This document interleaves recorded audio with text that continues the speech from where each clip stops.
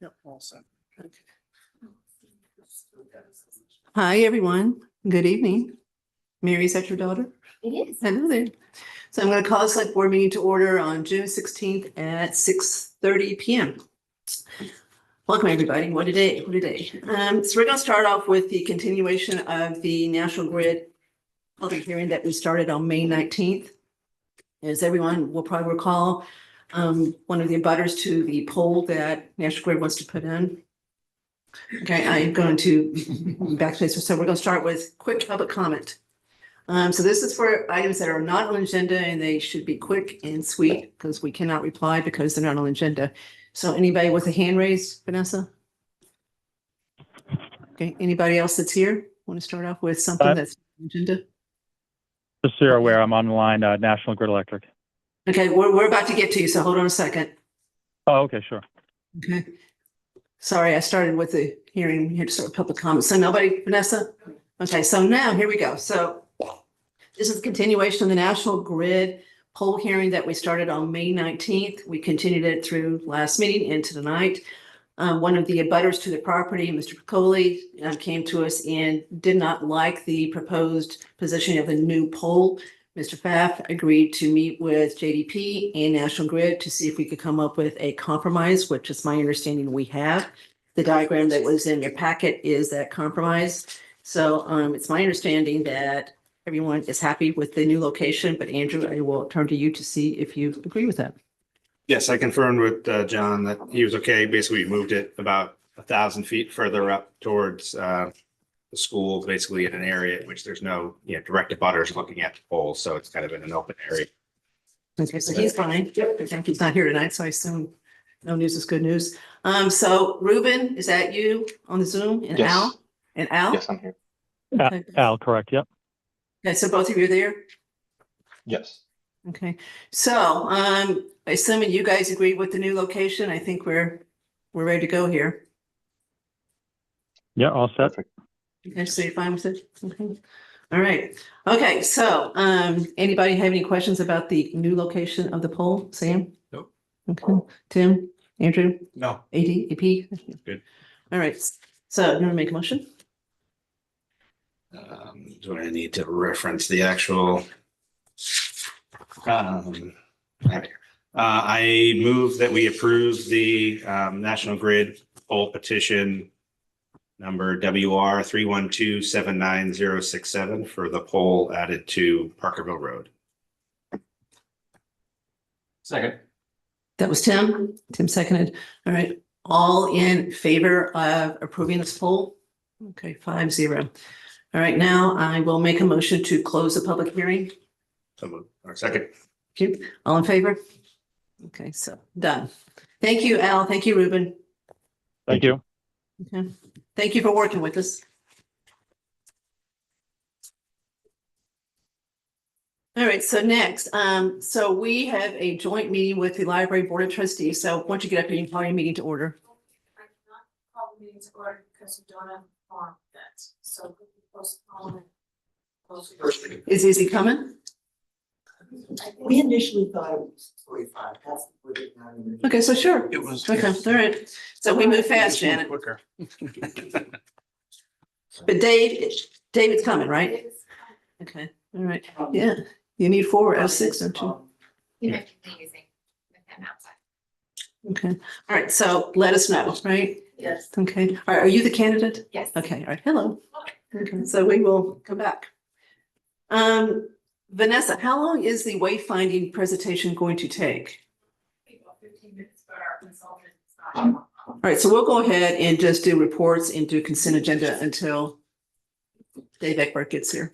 Okay, So David's not coming. It was just on the phone and Amy Asdani is going to Zoom in. Zoom in. Okay, go Amy. Okay, My apologies. it's okay.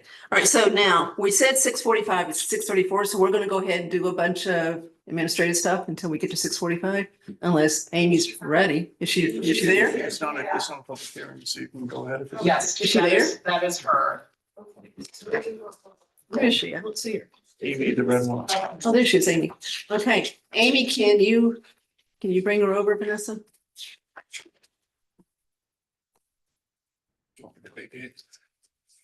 Yes, please. Yeah. Okay, so Mary, come on. We're gonna have room up here for everybody. So, we're gonna have Jane come up here. So Amy, can you hear me? Yes, I can hear you. Okay, do you want Jane to run the meeting or do you want to try to run it? No, Jane can run it. Jane's the chair. Amy's the coach. Okay, so you're the chair. I didn't understand that. Okay, I didn't realize that, so. The two of you Okay, so Jane- sit up with. Okay, we got 1, 2, 3, 4 chairs for the board itself. Ryan will sit there. You want us here? Yeah, Wow. we're gonna have a joint vote here. This is your thing. All my years. Big chairs. The coffee. Yeah. So Molly, you want to come on up next to Ryan? Hot seat. Dan, you wanna- Thank you. you said- So we got 4 chairs, so. Is Yeah, and this, then- is this where I, yes. Okay, I'd like to call the meeting of the library trustees to order. And, I'm the newly appointed chair of the library trustees. And, we are putting forward Molly Schofield to be appointed to be the to fill the open position of library trustee. Ryan Donovan, the library director, will introduce her. Hi, everyone. So to my right is Molly Schofield. She's been a member of the Friends of the Southborough Library for several years. She's a regular volunteer at our library book sales. She's also a participant in a monthly virtual book club program that we run at the library where she's definitely made me read some good books. She, I don't believe, has served in a town position before this. So she is new to this sphere, but she's very excited about serving the library for the next year. And we are hopeful that if she has an experience, she will run in the next election. So it's Marguerite's seat that's vacant, right? Correct. Yes. And then, so we'll fill it until next May, and then there will be an election to fill that seat for how many years? For 1 year. 1 year, okay, all right. Okay. That'll complete Marguerite's term. Okay, so, Molly, do you want to say something about why you want to do this? What's your? Sure. No, Okay. I'm a lifelong library lover and I've always been a member of the public library wherever I have resided, which has been Southborough for almost 10 years now. And I love the Southborough Public Library and like to be involved in a variety of ways, including as a volunteer and as a patron. And I've brought my family in as well to engage in activities there. Very big fan of the book club as well. And would really be excited about an opportunity to help serve the library in a different capacity. So, do you guys have any questions, library board trustees? A great bio for the job here. So What? great bio for the job. It is a great bio. Yep. So you just want to select board to see if you've got any questions? Yes, if you have any questions for Molly. All right, so Sam, you want to start off? But again, I think you got a great background for it and I'm delighted that you're interested in doing this. So thank you for volunteering. Tim? I have no questions for you right now, so you have a great background. Thank you. And I don't have any questions. I support your appointment and I appreciate you taking the time to come in person and participate in this meeting and making yourself available. Thanks. I think my only question, I think Ryan said it was, you would be willing to get elected if, you know, if it goes well between now and May and you want to throw your hat in a ring, you're not opposed to that? If people were interested in that, or if there was, yes. Okay, perfect. Then everything's good. So, it's a great group. We know them all very well and they do a great job. The library, as you know, is probably, if not the most popular, one of the most popular departments in town when you do surveys. Everybody loves our library and loves all the things we do in that little building, all that comes out of it. So, I think you'll enjoy doing this. Amy is great too. So I think you're gonna like your fellow trustees. Okay. All right. So you guys fine? Yeah, we're happy. Yeah. We hope that Molly's terrific. everyone else is happy too. So I don't know why this is a joint appointment, but it is. And so we're just going to take a vote. And I assume, and we're just going, if it's majority, then it's all done. Why does the board of trustees have 6 Do you guys have tie votes very much? No, so it's actually in Mass General Law is that trustee boards are multiples of 3. So Really? it is, I think Westboro actually has 12, so they also have an even number. So it's just odd that that sometimes happens. Hudson, I know, has 3, so it just varies from community to community. But we have 6 if there's a tie vote, the chair breaks the tie. So Jane now has enhanced powers. I have new power. Spider-Man. Well, 3 is too small because 2 people can't ever talk. 12 is too many, it's too unwieldy. So 6 probably sounds right. If you gotta do multiple of 3, it's probably the right multiple. 9's a lot too, as we've learned. Okay, with that, Jane, do you want to make the motion to appoint Molly? I would like to make the motion to appoint Molly to the interim position for 1 year, to be followed by a potential run for election in 1 year, in May of 2027. Should we vote or are you voting? We're just all gonna vote together, because there's really nothing that says exactly how we do this. Second. Second, thank you, Janet. Janet Maney seconded, All or right. Bridget is our minute taker, so she's listening to all this, so trying to make sure that she sees who does it. Okay, so we've got a motion and a second to appoint Molly as the replacement for Marguerite, to fulfill her term. We make the same motion. I think is what we should. Okay. Actually, you're in the I meeting. think this is really like technical, but Yeah. I think actually there should be separate votes. I mean, it's gonna pass, so. Okay, all right, so you guys go ahead and vote. we need to So do it we need to individually? do roll call for the library trustees. Trustee Maney, Aye. trustee Kinty, Aye. trustee Yazdani, Aye. and trustee Davis, aye. So it passes. Where's it? Okay, so I'll make a motion on behalf of the select board to appoint Molly to fulfill Marguerite's term, for the last year. Second. Okay, all right, all in favor for the select board? Okay, so unanimous, Molly. Thank you. Welcome, Molly. I'll just very quickly add, Molly did come to the last trustees meeting and we didn't scare her off. So I think that was a good sign. It is a good sign. So you're on Friends also, you're part of Friends? Yes, Okay, that's great. yes. That's great, okay. Thank you, everyone. Thank you. Thank you. Thank you. Adjourn? Jane? Adjourn? Oh, the You have to adjourn. the meeting of the library trustees is adjourned at 6:42. 6:42. Thank you. Definitely our quickest meeting.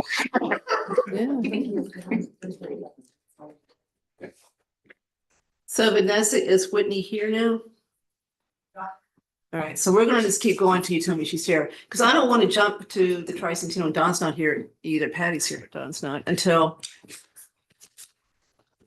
we know that she's here. Okay, so we'll start with chair's report. So my report is basically, we had our goal setting meeting last Monday night at the Public Safety Building. There was a lot of input into that goal setting meeting. We had 2 members that had quite a few goals, so we pared it down, I think, pretty good. So we've got a reasonable list of goals that I think we can accomplish if we roll up our sleeves. Some of them are a little challenging, big picture, but so we've got our work cut out for us. Anybody want to make a comment about what we did specifically? Sam? Nope, good exercise and a lot to do. So Andrea, is this the 6th year we've done this, maybe? I mean, it started before I was on select board. I think it started when I was on the board Yeah. early on, in the second year, maybe something. Yeah, I know Marty Healy was on it when you did it, one of the first times. So anyway. All right, so we need to get those posted on the select board webpage, right? Yes. Okay, so that people can see what we're trying to accomplish. Okay, yeah, anybody else have a member's report Could I have a question? I just asked a question about one of these or not? about a goal? Yes. I just go want ahead. clarification what it means. Okay, members' reports normally we don't question, but go ahead, Carol. I'm Mary Ann Anderson. I would like to know what you mean by explore all versions of means tested relief, including STWO expansion. What does STWO mean? Senior tax work off. Excuse me. Senior tax Let's work off. Okay. Thank you. Is that okay? Okay, anybody else have a member's report? Nobody? All right, Mr. Purple? Just quickly, want to let you know, I've been in contact with Representative Donahue's office this week on a couple of issues. The most important one is that the special act for the additional liquor license for Costco continues to move forward. There has been some language that the House Council has drafted similar to ours, but it does tweak things a little bit. Does not change the overall intent of the article. Gives us 2 years in which to award the article, so to speak, and to assign it. And then if the license at some point in the future does go dormant because of a change, if we don't reassign it within 3 years, it goes back to the legislature. So there is a little bit of a sunset clause if in fact it is not being used after it is initially assigned. Hopefully we're not gonna have to worry about that at all. The other piece of that is that and I will get all of the information, but the committee who is hearing, the House committee who is hearing this and taking this up with a lot of other special acts is doing so on June 23rd from 10 a.m. to 1 p.m. in the afternoon. They recommend if you're going to send any testimony, you do it in writing. So I'm happy to work with the chair or, a member if there's, so assigned to put together a letter just to submit, something supporting this special act so they can have that on file. That's really all I've got. I would think that this is going to pass easily, but just in case, the letter can't hurt, right? So I think we Correct. should, at every chance we get, reiterate how important this project is to this town. So I do think we should send a letter. Okay. Okay. So why don't I put a draft together and then I can work with you to get that taken care of. All right. Yeah. All right. So we've got a big consent agenda tonight. Any holds from A to N? Yeah, I also have a hold on A. Okay, specifically, June 2nd. and I got June 8th. 2nd and 8th for me. Okay, so 29th are okay for you guys? Yes. Anything else? C, I thought that we should certainly acknowledge Agree. this. So I was hoping, so yeah, hold C. Okay, anything else? Anybody?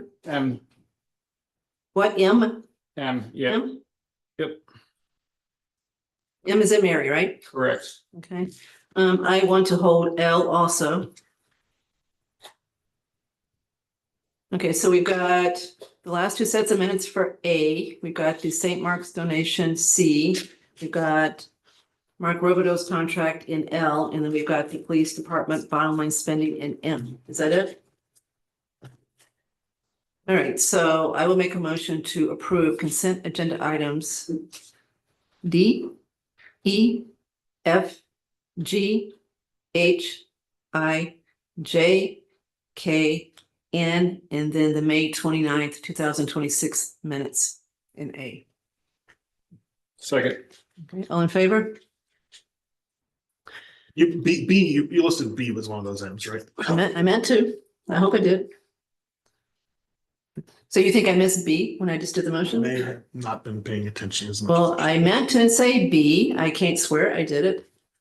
Okay, so I'll make a motion just to make sure that we approve item B in the consent agenda. Second. Okay, all in favor? Okay. All right, so minutes, guys. Those who held the second. Well, I have one on June 2nd. Okay. Pretty simple one. If you look at line 150, it refers to the town's 350th celebration in 2027. It should be 300. What line, Andrew? Line 150. Okay, That's it for me. And I had lines 58 and 60. Mr. Wynot's name is misspelled. And line 81, I don't think it's St. John Street, isn't it John Street? Correct. It's just, yeah. So that was it for me on June 2nd. okay. We're still on June 2nd, right? Yep. And you said line 58? 58 and 60. Steve's name. Oh, so you got Steve's name fixed? Mr. Wynot, Okay, how do you fix it? W-H-Y? that'd be HYNOT. So WHYNOT. Correct. You're talking really soft. I'm just trying to make sure Bridget hears what you're saying. Yep. Okay. All right. So WHYNOT. So that's the first one. What was the second one? 58 and 60, then line 81, John Street instead of St. John's.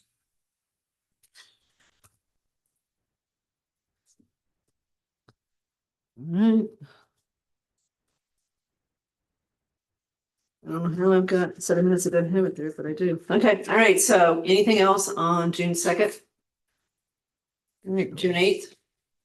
Line 4, Ms. Landry and Mr. Hamilton were not at that meeting. Should be Stivers and Pfaff.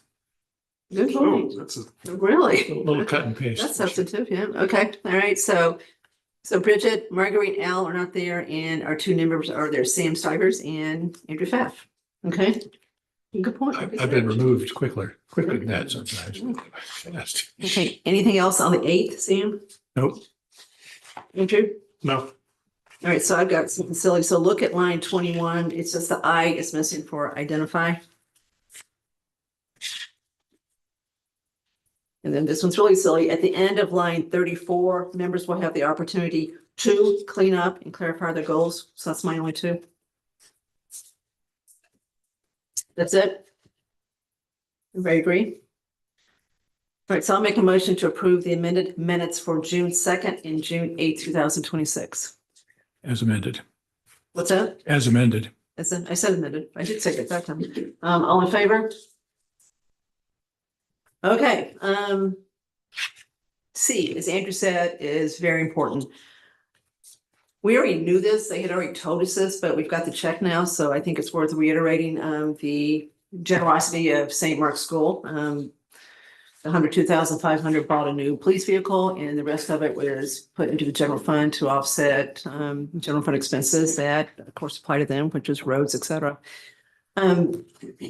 All I'm going to add to that is, I think some of us on here wish state law would fix this, so we didn't have to do this all the time, and the schools would be on the same playing field and not have to compete about this, but I just don't. From what we've been told, the bill that's been sitting in committee for a long time now is not going to go anywhere. There's just too much lobbying, et cetera, by the big schools in town to persuade the legislators to do anything about it. I wish they would, right? But they don't. But anyway, thank you, St. Mark's, for that. Thank you for letting us use your fields for the food trucks, and thank you for all the other things you do. Okay, so I held Mark Robideau's new contract. And I just wanted to explain to make sure everybody understands why we're doing this. When we recruited Mark Robideau to Southborough last year, we needed to pay him more than our SAP allowed for that position. So the solution was to do a contract. That position is not one that the state specifically lists as far as one that we can do a 3-year contract for. So it has to be a 1-year contract, or else you'd have to go to town meeting to get this approved. So we've elected to do the easier thing, which is just to do a 1-year contract each year. The only change from last year's contract to the one that's in front of you is the salary, which is an increase of 3%, which is what he actually proposed, Mark. Yes. Correct? So that's it. So it's what, $72 and change an hour. So $140-something thousand a year is his salary. So I don't know about you guys, but I am really glad Mark Robideau is here. I think he's here just in time, Costco, et cetera. So I do think he is doing a great job. So I just wanted to point that out as far as why we're having to approve his contract when he just started last year. Okay. All right, so I'll make a motion to approve Mark Robideau's new contract beginning July 1st, 2026, running through 6/30/27. Second. All in favor? Okay, Tim, you held M. Yeah, I just was curious about what the items were that were over budget, just because it's $128,000 or $118,000. So I think the chief, I saw his name here. I don't know if he could speak to that. So Vanessa, can you bring over Chief Newell?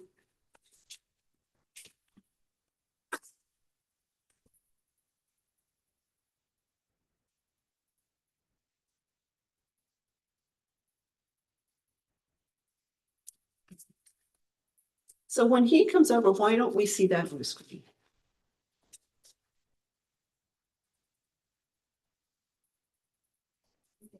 You see it, you'll see it on one screen and he comes over to speak. When he's speaking. When he speaks, we'll see. it? Okay. Hello, everyone.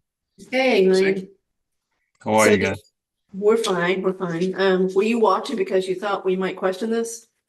No, I just want to be available. I had a few items on the consent agenda, so just in case, I just wanted to be available. So we approved all the other ones. So this is the one that was held as far as your request for bottom line spending. And the question for Mr. Fling is, what are the items that you're trying to cover with the salaries that went over budget? Sure. This is the first year that we've actually asked for bottom line spending. Every year we've remained in our budget, and we've actually turned back about 6 figures to the town due to unfilled positions. And that still will be the case this year. We're still going to be turning back close to another 6-figure item because we had unfilled positions, and we also had the support and incentive grant that paid for a lot of the dispatch overtime that we had. But the items themselves are all items that we are going to need or currently need at this point in time, which include our AED batteries that are at the end of their 5-year lifespan, med bags, our ballistic helmets and plates that go on the vests inside the cruisers, which the officers throw on if there's ever like a rifle fight or anything like that, if there's a heavy weaponry. All of those are expiring or have expired. We know it's going to be a tight fiscal year next year, and these are all items that we have that we need. We have a door repair that has to be repaired that we're responsible for because when we got the new building, Signet was put under our control, and the mechanism inside the door is not functioning. That was about $7,000. Cruiser maintenance, and we also wanted to start up our drone program. So that's something that we really want to get going on. So we have an estimate for that, and that's why the amount was so high. What's the drone cost for this one? And do we have to do an American drone? Did that make the price of this go up? I know that was a discussion we had before. Yes, it did. It's a 5-year plan, all the bells and whistles, warranties, a refresh of the actual hardware. So 2.5 years in, they'll give us a new drone. Everything that you can think of from storage to features on the drone itself. I have 2 officers that are already trained as drone pilots. I was able to get them some training for that. So it's one of those things that once we get the program up and running, we'll actually get the drone here. We'll be able to get it up and running fast. So we actually had a situation, an unfortunate situation where we could have used it. That incident on Crystal Pond Road, we had to wait for Westboro Police to get there with their drone unit. There's multiple cases that I could give you that it would have been very helpful to have at our disposal. So. Just out of curiosity, did you plan for the replacement of the AED batteries and the other wear components? Were they already planned for, or was that just like a missed item? That just came up where our officers were doing their cruiser checks and they were seeing that they were running low. So it's at that point where they need to be replaced, and we just never want to have one not available when we need it. So most of the time we're first on the scene just because our officers are out there on patrol, and we've had to take those out a few times. So yeah, it's life-saving stuff. I just was curious about if it was planned or unplanned. Yeah. I mean, I did sit down with Mark beforehand and go over the list, and just, he had a chance to look at it. There's nothing unusual. There's nothing on this list that we wouldn't need. So. And then you said, do we have a lease, or it will be a lease situation on the drone? So do we have to pick that up then in 5 years to maintain this? Is that how this would work? So it is 5 years. And I'm not exactly sure. At that point in time, we could reassess, or we could find another way to do it, have the fire department join us. There could be a grant that comes up near the end, But as of this point in time, then most likely yes. But we're going to have a brand new drone about 2.5 years into this lease, so we could always use the drone and then get to the point of what we need at that point at the end of the 5 years. So Okay, thank you. Yep. So, hey, Pete, don't you have something? We talked about this before. So, Chief, if you hadn't had the excess funds in the salary lines because of people who left unexpectedly, once because of the people you were hiring, because that was expected and that was budgeted correctly, then what would you have done? I would have turned you mean the money that's already in there? Yeah, if you didn't have the excess money in the salary lines to be able to try to redeploy it with the various things you've listed, what would you have done? I would have had to go to capital and then just wait. But obviously at this point in time, it's these are the things that we need, so. Should he still go to capital, Mark? So the one item in this whole list, and I think the chief would agree, obviously is the drone, right? And the cost of the drone, that trips the capital policy. So he's already requested a meeting with capital because they had looked at this before, I think, when we were looking at buying a non-American made drone. Significantly cheaper, but obviously there were security issues. So now that the conversation has changed and the dollar amount has gone up, he's requested a meeting with capital to try to get them to issue their recommendation in the hope that this is something that we could get done before the end of the fiscal year. But they approved it before, we just took it off. It was on the capital list and then we took it off. Not the American one, the DJI one. The dollar amount was significantly less. Right. I understand. Yep. But they did approve the concept of a drone. I don't know that they would have really weighed in on whether it's 10 or 30. They approved the need for a drone, right? I think it's like 10 or 50, right? What's the drone line item? It was 10 versus 30 when we were in January, right, Chief? I'm sorry, it cut out for a second. Yeah, it was, they had approved it. There was a discussion and they had approved it. And then I let them know that I was actually waiting for the court decision on the Chinese technology and whether or not you had to buy American or that one. So once that came back, then we realized that it has to be the American made drone. So, but what's the differential between American and a Chinese drone? In price? Yes. Yeah, probably like 70,000. So of this $120,000, 70,000 of this is a drone. No, 105. What? So 108 from the police budget and 9999, which is 10 grand from the dispatch, $118,000 total. Yes. So I separated out because I have the two budgets under, one's under this. We separated them out.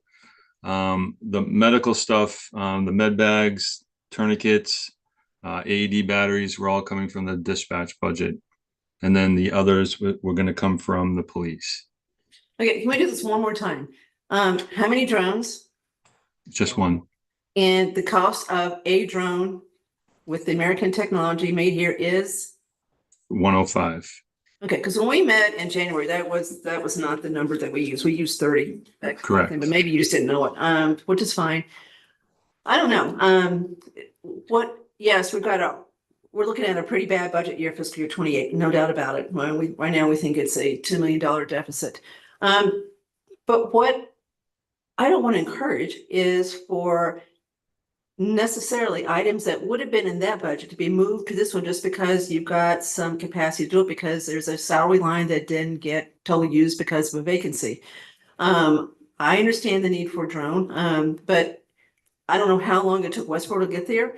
So, again, is this not something that we could share with other towns and accomplish the same thing? I don't know the answer to that. So I don't know. I'm actually not ready to do this tonight. I do want you to go back to capital and run by them because going from 10,000 to 100,000 is a big change. And they really should weigh in on whether this is something we should do, whether we should try to share it with an adjacent town before we do this. We still got time. It was 30,000 when I had first gone to capital.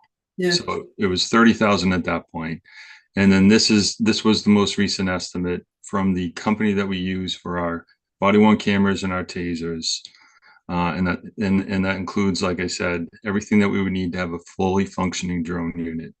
And just to stress, we probably are the only town around here that doesn't have a drone unit.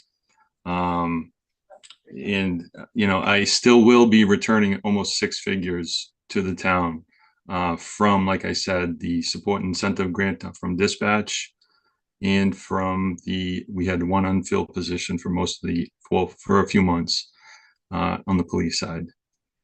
But does Capital know we're having this discussion tonight?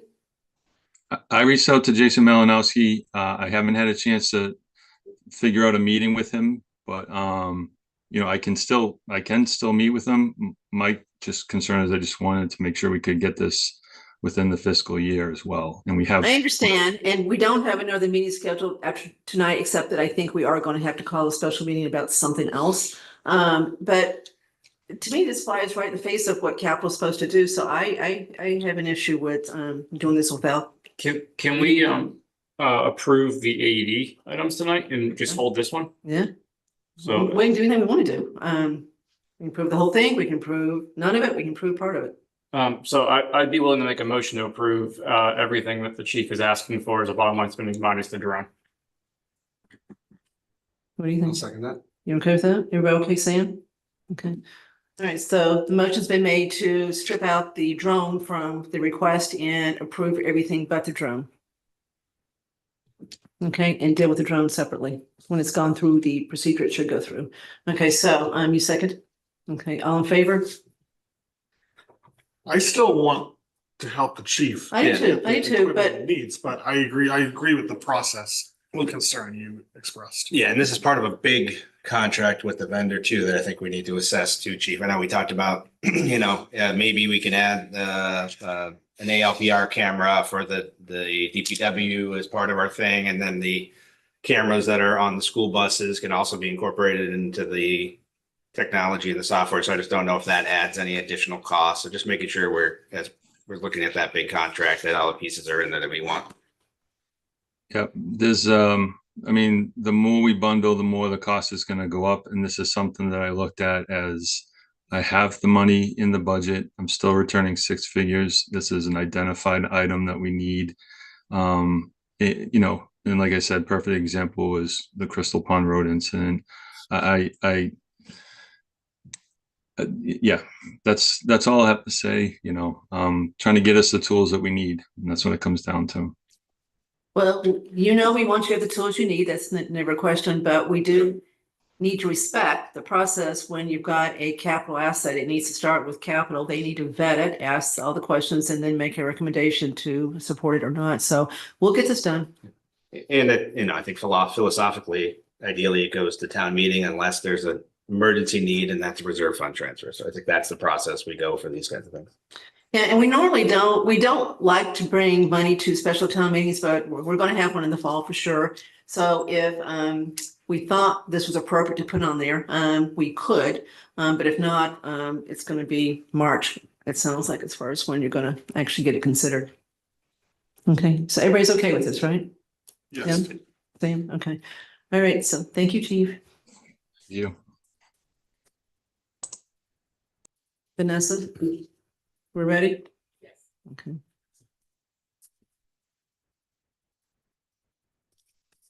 All right, so the next thing on the agenda is we are going to have a presentation from Stantec Consulting from Whitney about the wayfinding work that has been done thus far. Vanessa, you want to come up too? Vanessa has been very involved in this. Hi, Whitney. Hi, should I kick off? Excuse me? Should I go ahead and kick off? Could you go and take off? Well, let Vanessa get seated and. Okay, she's a kickoff. Yeah. All right, so we've got your presentation in front of us. So yes, we are turning it over to you right now. Wonderful, thank you. I'll go ahead and share a screen and talk through a few pieces so I don't have this giant face on screen, but nice to meet you all. I'm Whitney Burge. I'm a senior transportation planner with consulting firm Stantec based in Boston. And we were brought on through the Massachusetts Downtown Initiative program last year to work with the town to develop a first-time wayfinding study. And we've been working for the past several months and just finalized our draft reports a few weeks ago and are now looking to wrap up the project and get the town ready to pursue the additional wayfinding phases to come to be able to fully implement the proposed system. So let me go ahead and share on screen and hope this works for you.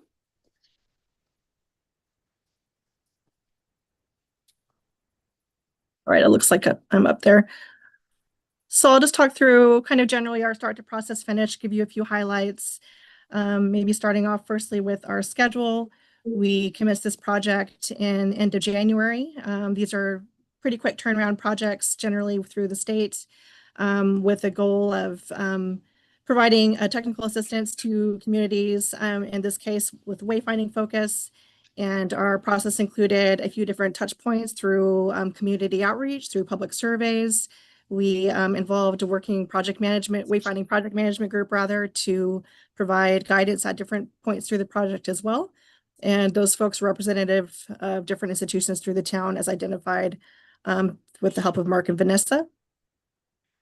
The pure purpose of our study was to analyze these 3 select wayfinding typologies and an overall comprehensive system. There's many types of typologies included, but these 3 were of particular focus. Directional signs, those which are including an arrow, of course, gateway signs, those which are using a larger format to signify an entrance into a downtown boundary, for example, and then informational signs, which are more pedestrian focused and provide a higher level of information. So this was really the purpose of our overall analysis to both conduct an existing inventory of signs today for these typologies, as well as to identify where recommended signs should go if we were to completely replace all existing town-owned signs today and start from fresh. And some of the key goals of really going through this effort, just pull up quickly on screen here, is multi-prong. First and foremost, to make visitors aware of key destinations. We do these studies with the assumption that GPS does not exist and that we will not always live in a time where those are reliable, and also just wanting to promote awareness for both unfamiliar visitors as well as local visitors or local residents as well, and just promote more awareness of some of the destinations that are available in downtown Southborough, and especially enjoying the timing of this project to tee up for the Tricentennial next year, pursue this effort as kind of low-hanging fruit for injecting a little bit more cohesion to the downtown through a shared signage system and promoting again those destinations. And this is just an example of kind of overall what we would generally recommend in any community to make sure that all the wayfinding systems speak to each other with recognition that the different signs target different users, that there's different levels of information appropriate to different users, and trying to keep everything consolidated as possible. We conducted our signage inventory targeting this black dotted boundary, which we defined as the downtown just for the purposes of this study. And we did that using a geocoded database capture system to be able to map these accurately and assign them different identification codes to be able to, so the town can use this resource as a tool in the future as they're analyzing or proposing individual signs to be upgraded or replaced. And this map shows today how many signs are out there on the ground for those 3 typologies that I mentioned. And just interesting to see kind of what we're dealing with in terms of where signs are clustered, where they may be located in relation to destinations. And so you see that we've got 45 signs today overall. And to clarify, pulling up this one about directional signs in particular, we've also identified not only the town-owned signs, but those which are owned by DOT and also private establishments, because it helps us get a better understanding of what information is available out there, whether it's being consistently named, where are people being directed to, where are there potential gaps for navigation.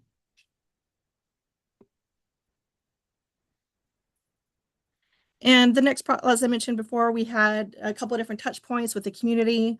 We had the project management group, which we met with earlier in the spring to ultimately help us develop a destination list. And then maybe I'll skip to that actually right now.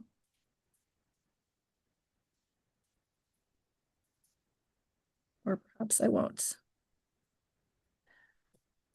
I'll come across it, to develop a destination list of all the destinations in Southborough that we would like to have featured on signs, which then helps us go through our methodology of how to navigate and how to recommend our sign positionings. Then we also had another touch point in May to discuss the design of the signs, another key purpose of this study. And that was critical information to help us kind of refine a preferred approach for the town to move forward with in regards to how the signs might look. And then our 2 surveys with the community are also kind of mirrored those similar approaches for gathering specific information. Based on, oh, here we go. Here's our destination list that we developed with the project management group to decide which destinations should be included on signage. And you'll see that these are categorized by general categories such as government, historic, recreational destinations. And again, this is a good starting point for us to be able to identify how people would route to these different destinations, where are those critical turning points, and where is information needed for users of different modes. So there's other information kind of on that process in this report. You'll see here that we've identified some recommended signs in particular to start off with the understanding that the town may not be able to pursue fabricating and installing these all at once, but over a recommended phasing period of time. And this is zooming in a little bit more. So these are vehicle directional signs. We have kind of 2 scales for vehicle and also pedestrian, and the difference really is just the size as well as the information that is included on them. The pedestrian directional signs you'll see here are a little bit more clustered right in the core, where we want to be promoting more walkability between the downtown blocks and awareness between those different destinations, and also with consideration of existing infrastructure today, sidewalks and crosswalks, to make sure that there is safe movement for people. And then our last typologies recommended are the gateway sign. Again, those larger scale ones to indicate a welcoming to a downtown boundary approach. And we've presented 2 different options here. This first option where we've got 3 signs kind of out at the edges as you're entering into the town from those 3 different key access points, 85 and 30 on either end. Or we have option B, which is just to have a more prominent singular gateway sign just in the core of the downtown center. And then these are accompanied by a handful of informational signs. Again, those are ones that are directed to pedestrians with a bit more information, and those could look somewhat like a static sign with a map, for example, or they could also be like some of the kiosks that we see in some communities today with some digital options. And then moving into the design process, this was really useful as well. And this is a great opportunity for the town, as these processes are somewhat happening separately in other communities, but we are able to kind of tackle these both together and concurrently. So we talked through a lot of best practices earlier on in our study to think about kind of the benefits of legibility, think about recognizability in terms of an identity for the town and some of the signs that are out there today, and how do we either want to improve or build upon some of what's out there, or completely reinvent the signage to demonstrate Southborough's character in a different way. We also talked about best practices in terms of typography, appropriate sizing based on distances so that it's legible for all people. We talked about the hierarchy of information on signs, and that best practices is to identify maybe primary versus secondary destinations and really organize the information in a way that it can be processed quickly. And then we started looking into some of the potential design components. We looked at different sign shape options that were inspired by some of the features in the town. We looked at the sign colors. What would the colors look like in different combinations if we were using these larger blocks of colors as the background, for example, and these smaller colors for accent colors? These were also inspired by various components of the town architecture, some of the signs today, the natural features. And then we looked at potentially a symbol, and this is something that would be completely separate from the town seal, but how do we want to have a symbol or logo or motif integrated onto a sign to create that quick recognition as being associated with the town. And then finally, we looked at typefaces, again, to go back to the point about legibility, and especially here thinking about, do we want the lettering to look more historic, more modern, something in between? And after discussing all these options, we put together a package of what some of those examples might look like together. And these were developed as just an early concept, and then were then further refined after discussion with the project management group with these options on the right. And these were the options that were ultimately presented for final vote for preference through the community survey last month. And based on those responses, this was the preferred design approach that we had shared. And this includes one of the sign shapes that you saw of the options, more of the green-based approach, which speaks more to the natural feature, the greens and blues. This motif, which has been slightly redesigned to reflect the tower in the cemetery, and some other symbology that's reflective of the town's character and other features. And then this also just demonstrates sample language of the destinations that would be included on signs in terms of going back to that hierarchy, these larger letters being associated with the primary destinations, secondary destinations, still important, but shown indented. So there's just a different level of detail. We've also recommended walking distances, and this is the pedestrian directional sign, so that's going to be especially important here. And then just opportunities to potentially include a town website or other information such as parking symbols or other symbols in the future. And then we developed the other typologies that were being analyzed as part of the study to show what that design approach might look like, carried across all typologies, so you can kind of see it as a more cohesive family system of signs. And this gives you a rough estimate of what the dimensioning might look like, although we aren't doing any final dimensionings as part of this effort. And then here's just a quick mock-up example of what one of those signs might look like in reality. And of course, there's going to be future siting considerations and analysis to be done following this effort. All those details still to be determined, but hopefully this helps give a better understanding of how it could function and how it might blend with the character of downtown. And then just last quick minute, just to speak to, we also included a lot of information in this final report about what comes next. This is a great first step to get the system rolling, but there's of course things to make it happen in actuality in terms of getting that engineering analysis completed, getting approvals coordinated within the town, making people aware or institutions aware and getting their consensus for how they're being named on signs, finalizing any naming, and then phasing the system over time. We've recommended kind of a 3-year approach here with focusing this first year really on just completing that further engineering analysis, connecting with some potential fabricators to get some estimates, and perhaps conducting a pilot of one of the signs just to test it out in person, see if there's any design refinements or any other issues that want to be addressed at that time before pursuing the whole system.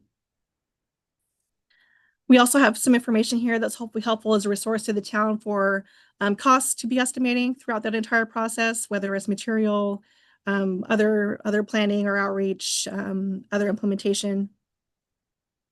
We have a couple funding options that have been identified, and perhaps Vanessa would like to speak to in a second about their recent grant, which is a grant application, which will be trying to pursue the next phase of this effort. And then finally, some other details about conducting a pilot, best practices for working with fabricators, and maintaining communications with the community while the process is ongoing. So a lot of information in here. That's a lot of me talking, but we're really excited to see how this has all come together. There's been a lot of great feedback and input, and we feel like we've gotten to a great place of positive excitement about where this is heading, and we'd love to answer any questions for you. Thank you, Whitney. Thank you, Vanessa. So let me just kind of jump to what I think is the practical question here. I think those signs look great, but I had thought, although I couldn't imagine how we could do it, that we were trying to get this done for the tricentennial. But that clearly says that's Right. probably not realistic, right? Right, it's, Okay. you know, it's a much longer process, you know, going through the 3 phases, you know, if anything, you know, I think our hope would be the end of 2027, but as Whitney said, that depends on the grant cycle. It took us 2 years of going through the one-stop grant program to get the grant for phase 1.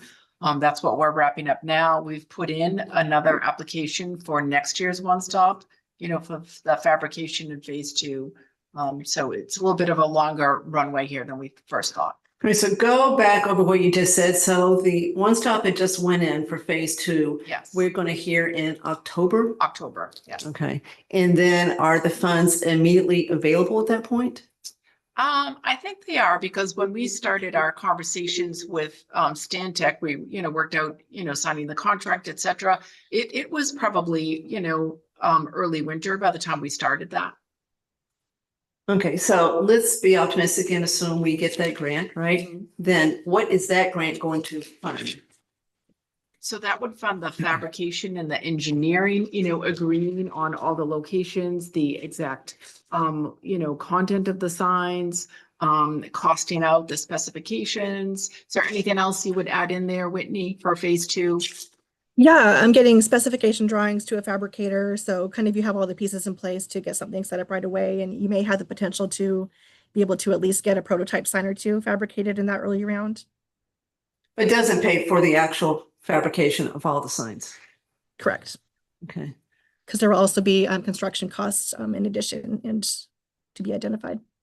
And getting approvals, you know, from this board and, you know, any other board where, you know, there might be a sign outside the library, you know, working with the library trustees to get their feedback and so forth. So we really haven't discussed a process. I know how hard you tried to get people involved in this. I give you so much credit. So we haven't really discussed a process to truly finalize these recommendations, correct? Okay, so I think the select board needs to put this on an agenda, you know, soon, to really try to stipulate a process, whether we turn it over to the Historic Commission or whatever, to truly get to the point we really know what we want to do, right? And then if we could get that done over the next few months, then by the time the grant is approved, we hope, then we really may be ready to go forward, right? Right. And I So- do want to thank Kevin Miller. He's been an enormous help to me and Mark through this whole process. And Well, I was trying to look at him when I said maybe give it to the Historic Commission, and he looked away. So so Kevin, do you want to say anything about the process? I would, if I'll try to be quick about it. Kevin Miller, 18 Lattisquama, Chair of the Historical Commission, and speaking on behalf of the Historical Commission. We were supportive of this project from the very beginning and wrote a letter for the grant application. And I just want to sort of second what Kathy was just alluding to, how at the risk of embarrassing Vanessa, how fantastic she's been through this, and you all know what an asset, really sitting up at the table there knows what an asset Vanessa is. And one thing I've appreciated was the outreach, actually. I attended the first sort of ad hoc working group meeting in, what was that, in March? yes, yeah. And there was a very broad spectrum of town people there representing different groups and organizations. And that was a very good meeting. I wasn't able to make the second one because I was ill, actually, but then Vanessa had me in for an hour conversation in her office. So the outreach has been really wonderful. And I am very largely encouraged by this report, but I do want to say, and this is in the spirit of positive, helping it advance, and let's all get to the next step, that I'm not sure if the select board here is to accept this report as complete tonight or where you're all at, but I don't consider this report quite complete. And I just want to touch very quickly on a couple of things, just for everybody's consideration. If you go to the destination list, that's page 24, for those of you playing along at home. what it lists is, it's, you know, there's some corrections that I think need to be made just before we get too far down the road. That's all I'm trying to bring up here. So for instance, the community house is omitted from this destination list. The rural cemetery is omitted from this destination list. St. Mark's Lawn is listed on this destination list, but not the town common. That, you know, that's a bit of a problem. Burnett Burial Park is outside the study area, but it seems to me that it should be included in the destination list of places that we would want to direct to, because it's one of the premier assets in town. Burnett House. Say? Burnett House. Well, that's the other one I want to bring up to you, is that the study area, you know, ends at Parkerville Road at Main Street. If it went another 500 feet to Deerfoot, it would include the Burnett House, Joseph Burnett House. And I would point out, just remind everybody, you don't need to be reminded, that the town of Southborough has $1 million invested in a preservation restriction on that property, which is the premier historic residential destination in town. So I think There's nothing you to know, prevent us from extending to. absolutely not. So I'm just bringing it up now so that, because I'm not sure, you know, what the next steps are and where we're going. But in other words, I think there's some issues. Joseph Burnett House, the burial park, the rural cemetery, the community house, the town common, they all need some clarification on this particular list.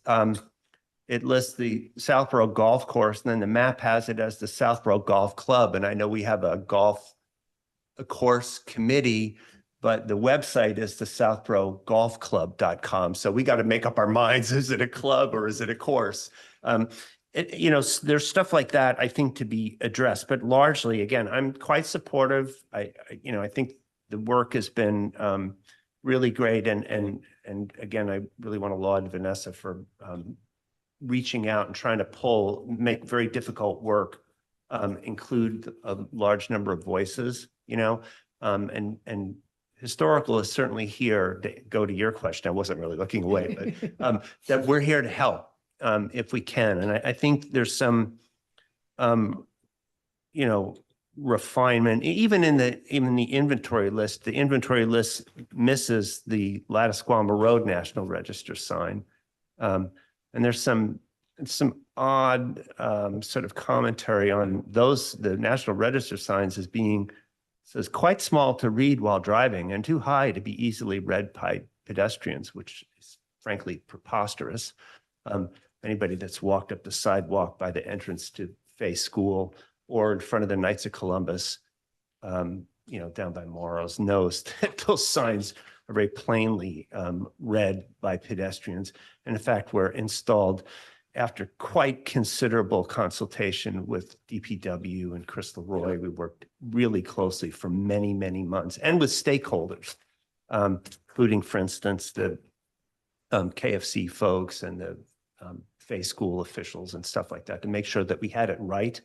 And you know, with regard to them being read, they're also readable if people obey the speed limit on Main Street, which is, depending on where you are, is either 20 or 25 or 30 miles an hour. So, but there's some small quibbles there. But I think, you know, again, that this is really going in the right direction. We're very, very supportive on historical and will continue to be. But I do, again, before it got too far down the road, and I wasn't sure if this was an official report you're now going to take and say, okay, stamp it paid. And I think Stantec needs to make some refinements, you know, even in terms of the destination list, because you can't have a destination list that includes the St. Mark's Lawn, but not the town common. Kind of silly. Okay, so we'll get this on the agenda for maybe the 7th. We got a lot going on the 7th, and figure out what we think the next step is, and understand that the support is not final. It's a good start, right? Looks like it's well done, and go to the next step. Okay, Vanessa, you agree? Yes. Okay. All right. Can I offer some comments? Of course. Yeah. All right, so thanks for the work that's been done so far. I thought one, you know, word which was in the presentation, which I like, was light touch. You know, that, like, I think that the consensus from the people who were surveyed, you know, we don't need a a ton of new signs that if this was done nicely, it would have to kind of respect what's already there and just a couple careful placements. You know, I know that I'm conscious of, you know, Kevin and the historical commission went through a lot of work to put up the gateway signs that are already there about the historic district. And I think we should be conscious of, you know, having the look of the signs not conflict with those too much, or not I wouldn't want to have a gateway sign, you know, right next to one of those signs. I definitely think, you know, the kiosks that were mentioned there, and they're not obviously not appropriate for, you know, Southborough. We just don't, that's more for cities. And something to consider, you know, the design that Patty came up with for the tricentennial, right, which is, I think, great. And we've talked about that even maybe as, you know, a new town seal we could officially, you know, I think that would be nice. You know, you wouldn't necessarily have to have 300 on there, but that's something you could consider for the design that's reflected on page 23. And if you look at page 23, I mean, I noticed that it's a, you know, a motif that was just developed through, you know, the group, but where it has the ratings of where it says 1, if I do not like it at all, and 5, I love it. The most responses were 1, you know? So I think that's kind of a sign of caution. Maybe let's consider some other designs as well.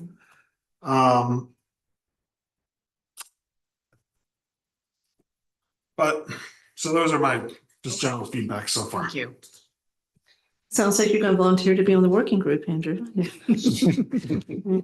Sam? Yeah, interesting project. Following on Andrew's point, one of the things that always concerns me is visual clutter.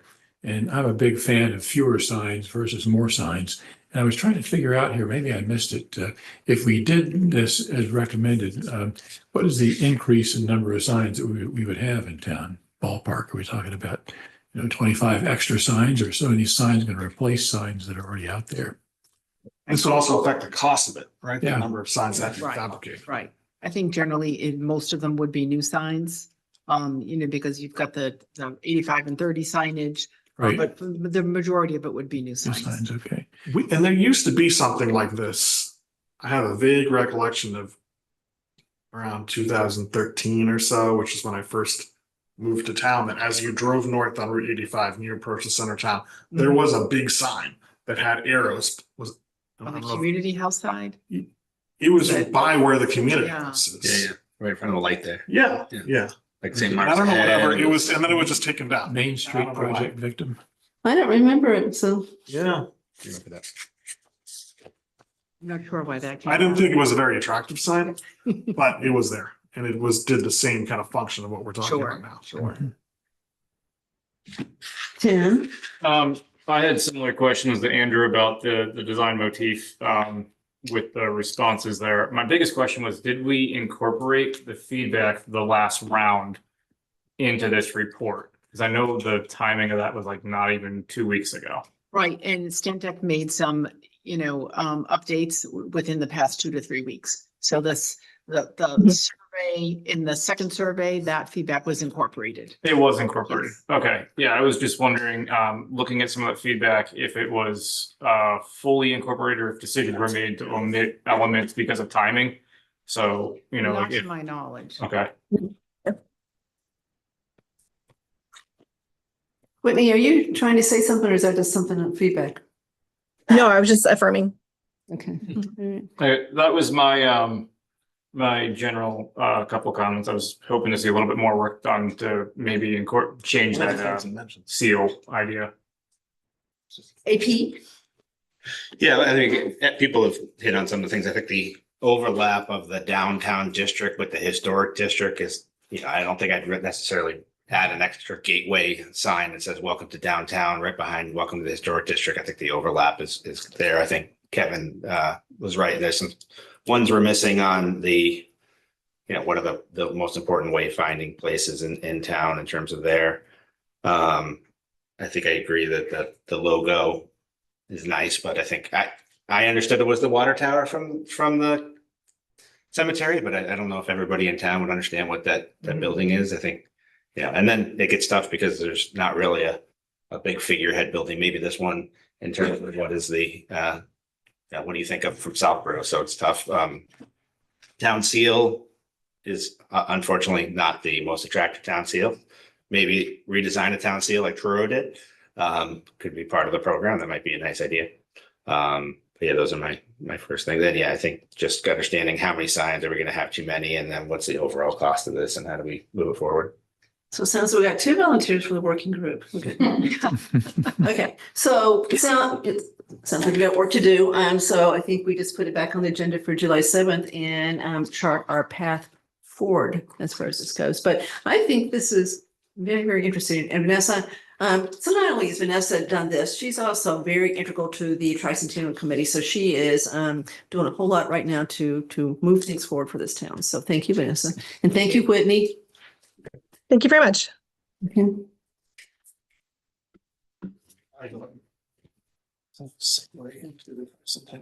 Yeah, where's Mr. Morris? Where is, oh, there he is. All right, so the next item on the agenda is a required update from the Tricentennial Committee. So Don Morris, the chair, is here, is Patty Fiore. Patty, are you the vice chair? Okay, so chair and vice chair are here. And then, of course, Andrew Dennington from Select Board is also part of the committee. You guys don't have a quorum, do you? Andrew? No. Okay, all right.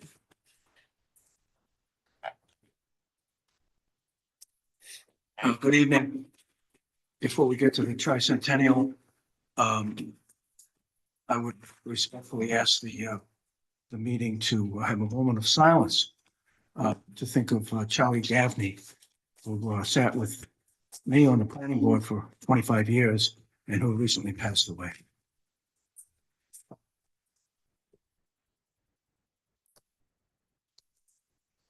Thank you.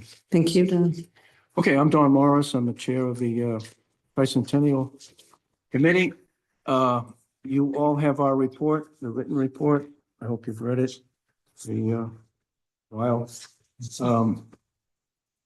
So we've met 35 times. Some of those meetings, we've had some guest speakers. The first part of this report is from previous reports because it's historic in what we've done, reaching out to organizations. We did a townwide survey. We formed the Friends Southborough 300, a 501c3 for donations and sponsorships and fundraising activities, and there'll be a little bit more on that as we get deeper into this. We held that ice cream scoop giveaway at Heritage Park on last September. We've had some pop-up events where we've showed up with the BRIC fundraising information, and that's going along slowly, but making progress. And then the newest item here is the town meeting recently approved that zoning amendment to allow the banners on light poles.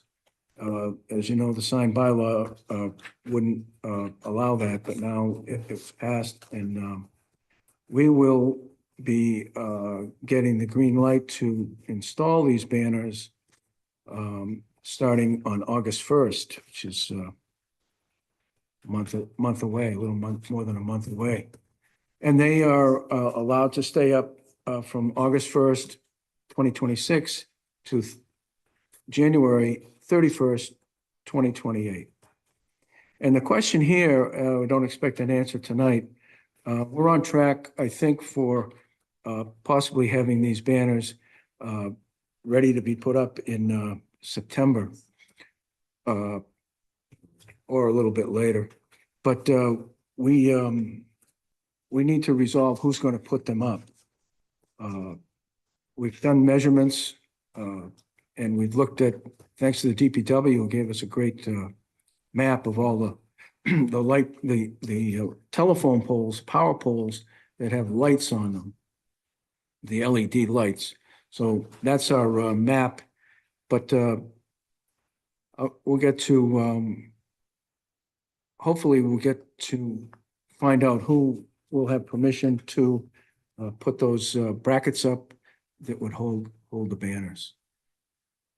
So let's talk, so how are we going to determine that? Mr. Purple? Who do we go to, Grid? Who gives the permission to use the Yeah, the poles? next, we have a parallel track. One is to purchase, select a design or designs, purchase the brackets, and have those in a parallel track with selecting the poles. And right now, we're looking at about 50 poles. There'll be around 32 here on Main Street, and then 6 in Fayetteville, 6 in Corderville, and 6 in Southville, for a total of 50 banners. So at the time that we would submit the list of requested poles to Mark, that parallel track will cross with the National Grid, and then I'm sure they'll have input as to what who puts them up. But So Grid is going to be the approver of the poles? Grid and Verizon. Okay, do we know how fast they do these approvals? We do not. Other towns have these banners. Have we checked with other towns to see how long it took them to get their approvals? I mean, this is almost July. We've checked with some of the towns. Not everyone's followed the same process, let's put it that way. Exactly, and the same size and the same configuration and the same height, all different. So you want them up when? This fall. They're allowed to go up as of August 1st based on the bylaw, but yeah, we'll work with what we get. But are you wanting someone in the townhouse to start talking to Grid, talking to Verizon? Are you guys going to talk to Grid? You want to talk to Verizon? Who's going to? I think what Mark had said was that we should decide on the polls first. Okay, which The polls? approximate polls, and then he would take that and go to National Grid. So at our last meeting, Don, do you mind if I talk about the banners? No, go ahead. Go ahead. So at our last meeting, we were discussing just the size of them because I think we had to approach it from a budget standpoint and determine how much they would cost per unit, and then make a decision on overall spend, and that would decide how many we can do. So we can't pick the poles till we decide a budget, till we decide how much they're gonna cost and where they're gonna go. So part of that was deciding the size. I do have a little visual. This is just one of the design options. That would be approximately the size. It's 18 by 36. So we're discussing also whether they're all the same or whether there's, you know, per village, maybe there's a historic photo that is applicable to that village that is another design, so that they're not all the same. So the critical path is to figure out your budget and then back into how many poles that means, and then contact Grid and or Verizon as far as the specific poles that are under their jurisdiction. So based on the size, we've already kind of come up with an estimate of the cost for the unit. For the banner, it's a two-sided banner and the bracket and horizontal piece that holds it all up. So, yes. And that is? And the next step is to, I don't know, what, I guess, decide on how many. We were throwing around these numbers and then choose locations for them that Mark can then take to National Grid for approval. The turnaround in getting these is very quick. That's not the problem.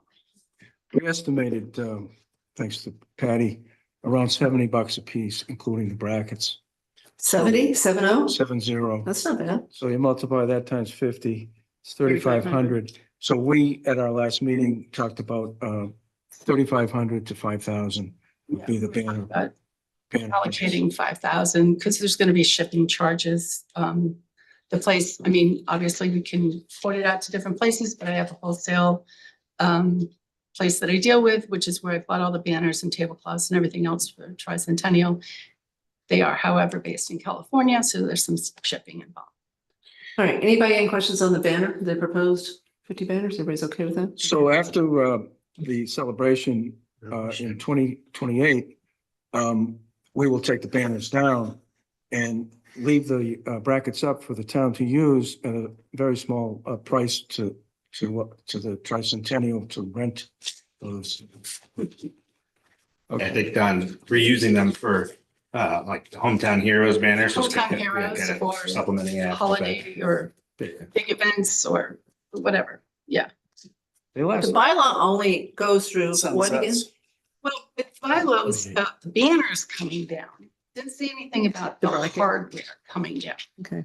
So the hardware is there and basically 2/3 of that cost is the hardware cost. 1/3 is the banner cost. Okay, but to put something else back up, you'd have to have another bylaw. Okay, all right. Okay, good idea. Okay, Don, sorry to interrupt you. No problem. So, let's see, so down to the funding, in the town meeting on 2024, we received, the town designated 30,000 for seed money.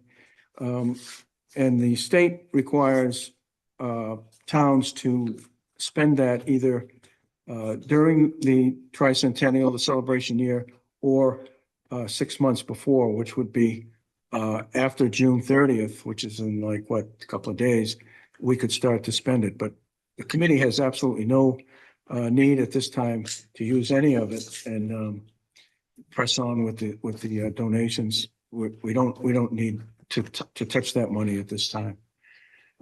We still have a fundraising working group. Received an email this morning with some good news about some additional sponsorships and agreements to sponsor events. We haven't heard much about that in a while, but some good news this morning.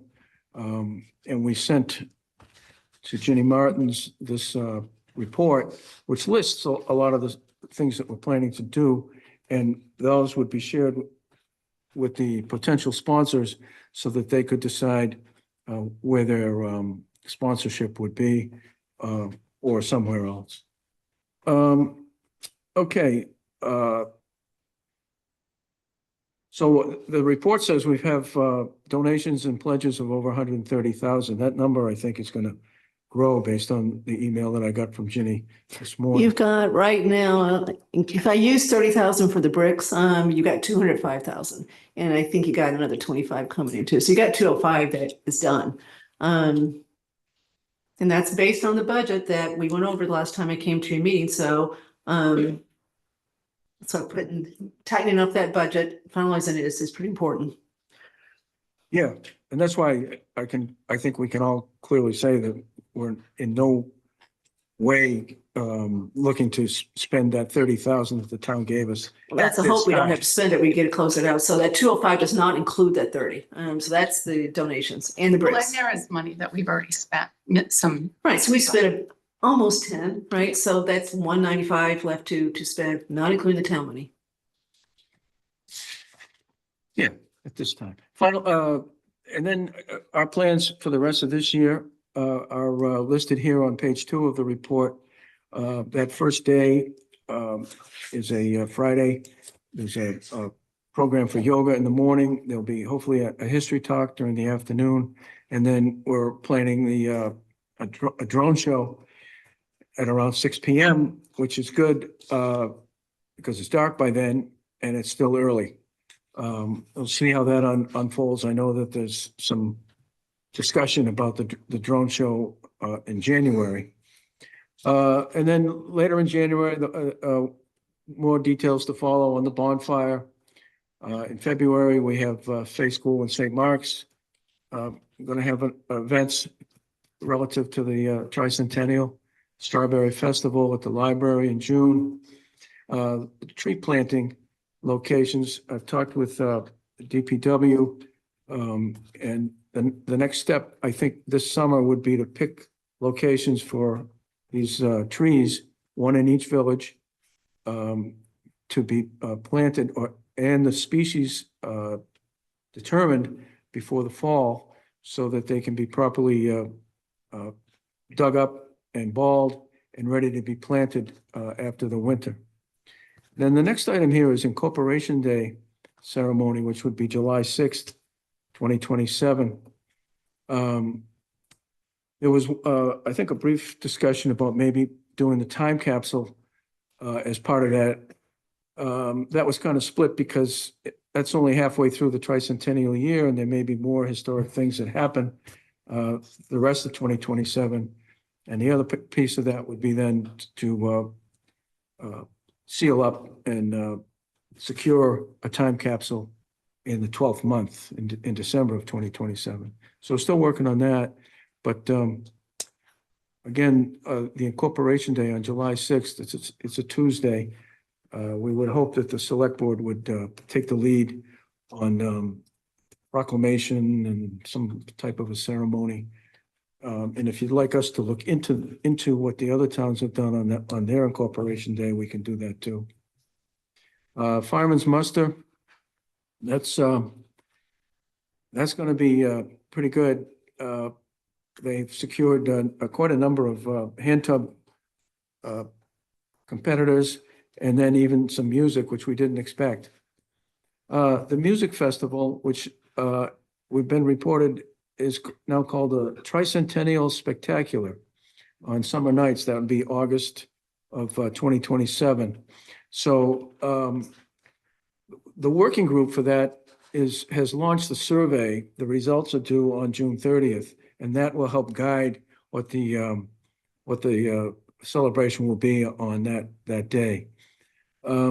This summer nights in August 2026, we'll hopefully be working with Travis to have something to inform and tease the public about returning next year in 2027 for an even bigger and more fun celebration. The Garden and House Tour, that's in September. History in Bloom. This is another, the Garden Club is all over this one, but this one's a little bit time sensitive, kind of like the trees. They're planning to plant the bulbs for certain types of flowers, and those have to be planted in the fall, so that in the spring of 2027, they're in bloom. So we have to get that coordinated and a location to plant the bulbs. Heritage Day Grand Parade, that's slowly coming together. Cemetery Tour in November. Some history talks at the library. We haven't picked any specific dates yet, but it's coming. I talked about the time capsule. Glow Sobo is a lighting event set for Friday, December 3rd. More details on that to follow. And then the oral history videos that Terry and Sam, it's not our Sam, but Southborough Access Media, have been doing. They've done 9 or 10 of them. And there's a small handful of Southborough residents who are kind of on deck to do some more. We talked about the banners. Can I just make one addition to your list? Sure. So I just think that Cemetery Tour - November really doesn't describe what's going to happen. This is a really cool idea. It's called, what is it? Something from the grave. It's gonna be Voices from the Grave? Voices from the Grave. Thank you, Andrew. So it's taking place at the Old Burial Ground and the Burnett Park. And it's going to be costumed interpreters. There's going to be docents that will guide people to each of these costumed interpreters who are at a specific grave site. And that person will be telling a story, as if they were the person that had passed away, in the history of that person. So it's really a cool idea. It's not just a cemetery tour. Thank you. Yes.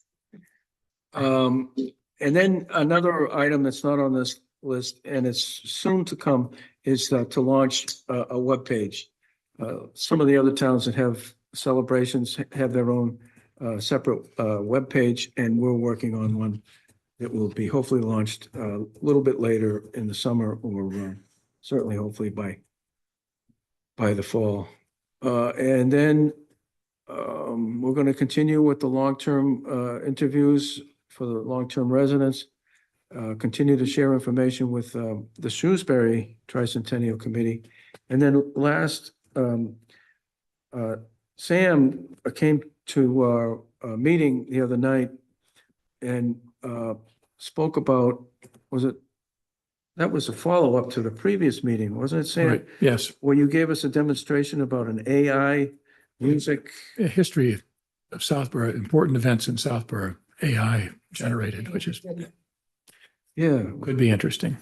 So at our last meeting, Sam reminded us that if we want to do that, we should put it on the list and see where it grows. And we said that we were very interested, and so that may be another item that would somehow get into the celebration. I think that's about all we have. A lot of people working on different things, but we're still somewhat disappointed in the number of volunteers that we don't have. We could really use, it's a 9-person committee. There's only been 7 people on the committee. There's room for 2 more. And then the working groups are more for people that don't necessarily want to show up to one meeting a month and do that, but work on maybe one specific thing like the AI project or the web page or what was the other one? Like a golf tournament, something like that. That we just don't have the people to go into these other interesting but time-consuming things to put together. So we're still looking for volunteers, and hopefully we'll have more and more people coming and be interested in helping, especially the schools. Private schools have joined it right in, but the public schools, we're still trying to work with them to put their. Okay, so be clear, you have not gotten much help from the public school side? Is that what you're saying? One thing I know about is a comic book for the 2nd grade, no, coloring book. No, that was, well, that was being, they want to, well, I guess they're looking for us to pay for it, but that I think is being produced by Fay School. Okay. We've, myself and another committee member, physically went to Algonquin and met with the history department head back in January, I think, or February, and talked about the photo club. It's a photography class. It's an optional class, and having some type of project for them to do. And we were told that in January that they don't really know how many people will sign up for that elective class. So if they don't have enough, then they won't do it. But if they do have enough, then maybe they'll help assign some of the students to doing some type of a photography display relative to the tricentennial. So this is June. We had agreed to meet in June, and we haven't heard back. So, and that's just Algonquin. And over the last, 2.5 years, we've reached out to the different schools, and hasn't been much of a response. But there's still time. There's still time for the students to get involved and help out. I think when we started this, we started it essentially 3 years out, and people were not thinking about the tricentennial. I mean, I got a email a week and a half ago from somebody that had an idea about doing something for the tricentennial. And so I think now, and with, getting the word out there more and having banners up and things like that, people will get more excited about it and get more excited about the events. So it's tough to talk to people when it's not really hitting home with them about when it's happening, and, who knows what you're doing next week, let alone a year and a half. One of the things that was said with Algonquin was that the state mandates a certain curriculum, I guess, for high school students. And it's really a packed program that doesn't have a whole lot of room for add-ons. And so that's, in fairness to to Algonquin and the high school and the departments there. It's a challenge. It would be a challenge for them to insert something formal for the tricentennial, but there's plenty of high school kids that could pitch in and do some other things. And they get credit for, they get, I think, college credits for certain things. The specific idea for the photography group that we were hoping that somebody would take interest in it is to do like a photo essay of Southborough then and now. Take a historic photo. You know, I keep thinking of this one historic photo of Main Street where you're standing by the old drugstore there and you're looking down Main Street and it's, you know, vast and dirt covered street and not much going on. And have this photography student stand in the exact same location at the same time of day with the same kind of lighting, same time of year, and take a photo and then display them next to each other. And I had spoken with Ryan at the library about it, and he seemed to be pretty excited about it. We just have to get somebody to do the photos. All right, Andrew, you want to say anything? You're there. Sure. Well, you see, there's a lot of operational things being talked about. I mean, the main point here just is informational, just reminding people the tricentennial is next year, 2027. It's a big deal. We hope that people get excited about it. It's an opportunity for, like, one of the things I found nice is some people who have talked to us about the 300th have shared their memories of participating in the 250th celebration from, what was that, 1977? Yep. So, you know, it's something that they remember. We would like to have a year-long series of events where people will remember it in a fond way and it deepens their connection to the town. And so that's what we're trying to do. I know I have bought a brick and I'm looking forward to, by the way, the brick fundraiser is you can buy a brick, and just like there's bricks and the walkway to the community house, we've had a program running for a long time where you can buy a brick and have your name on it, and it's put in the walkway by Heritage Park.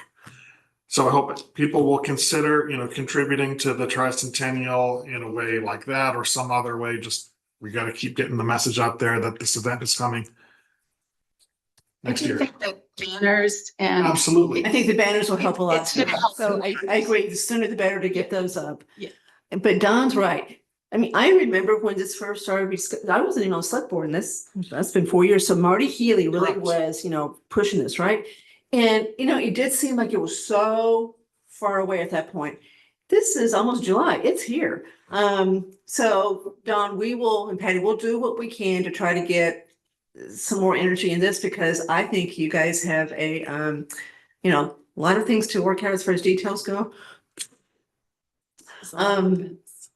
We strongly support this. I think the things you've got planned sound great, especially the cemetery. That's gonna be fun. The parade's gonna be great. You know, the drone show is gonna be great. Summer Nights is gonna be great. So I think we've got a really good list. Now we just gotta make sure we get all the details worked out. So we will all, I hope people are listening tonight. We'll all try to help get the re-advertise that we need more help here as far as things, specific things, right?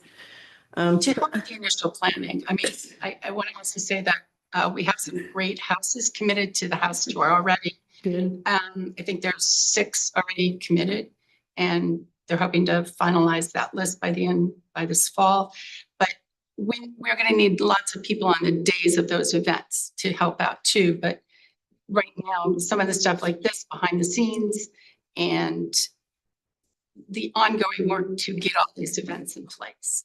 Is the Burnett House part of the house tour? Has he I agreed? don't think that's been confirmed. Okay, that'd be nice. I forget whether that was on the list, not the house. If anything, it was going to be the chapel and the carriage house. Yep. Okay. But there are a couple of very good ones. Good. I'm sure there are. I think you guys have done yeoman's work. And so we've all got to now start trying to help, maybe talk to Mr. Martineau and see if we can't get the schools more interested than they appear to be right now. Buy the brick if you haven't bought it. I've got mine, doing mine, my animals. I got my 3, I'm ready to go. So, we've also got a commitment, and to J&J, Justin Piscini has agreed to actually, put the bricks in for us at pro bono. So that was great that he's volunteered to do this. So we've had a lot of people that have offered to do a lot of stuff, but we still, have lots of work to do, right? So. All right. Does anybody have any more questions for Don? Okay. Okay. Thanks Thank very you. much. Thank you. Thank you.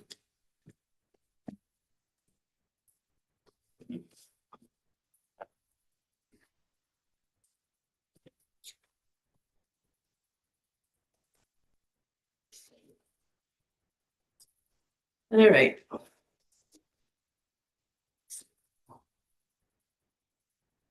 Okay, so other matters. So now we've got 3 appointments to committees that were held on June 2nd that we need to deal with tonight.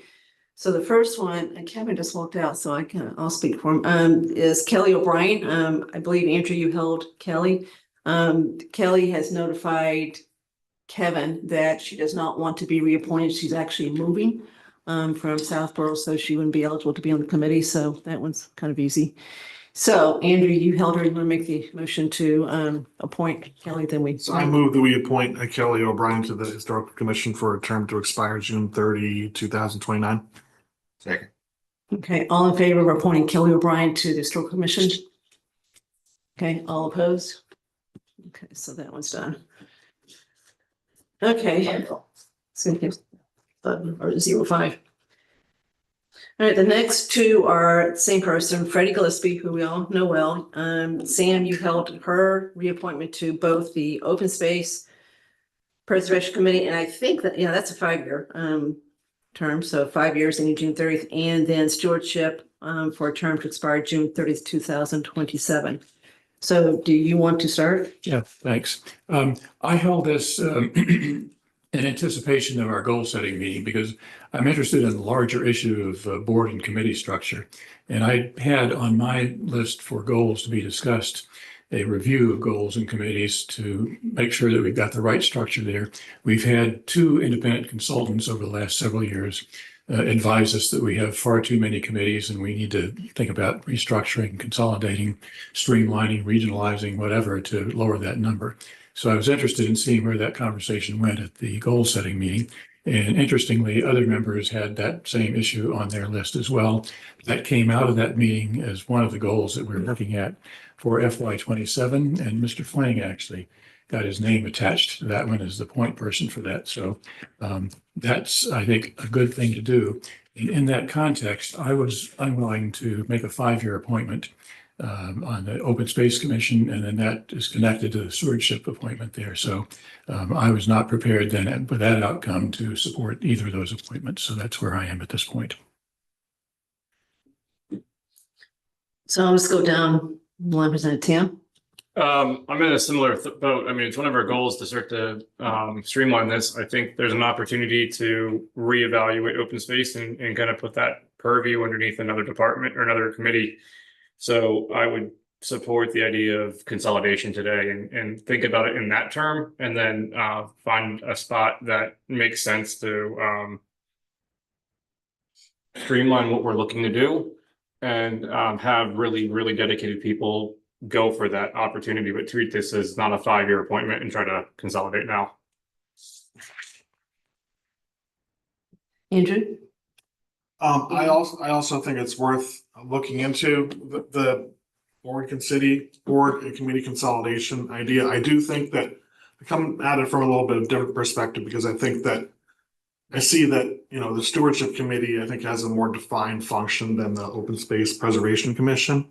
And I know Freddie's served a long time on the OSPC, and I think I respect that. I just feel like I think it's time for a change for that committee. It's a conclusion that I've come to after thinking about it for a lot of time.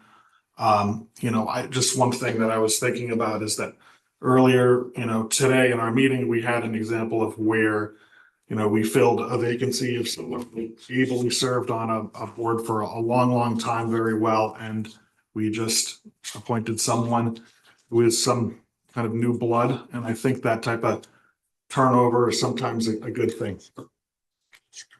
And I want to acknowledge, I received the emails of people who strongly support reappointing Freddie. And I want to acknowledge I've read those and I've thought about it carefully. This is the conclusion that I think I've come to. EP. One question for probably Mark. Could we make this the for the OSPC, the vacant position that's open that expires in 6/30/28 instead? You could. You certainly could do that. You could shift to where it's being appointed, sure. And it's 5 years is just a long time. I think, especially as we're looking to consolidate things, I'd be more willing to approve a 2-year term than a 5, if anybody else would be on board with that. But 5 is tough. So I'm not going to vote to approve the appointment for either one, but not for the same reason that the 4 of you have listed. And I've talked to Freddie. We talked yesterday. She knows what my 2 issues are, and they're just big things for me. You may remember a couple years ago, I think it was exactly 2 years ago, I was chair, so I was sitting right here when we had the big meeting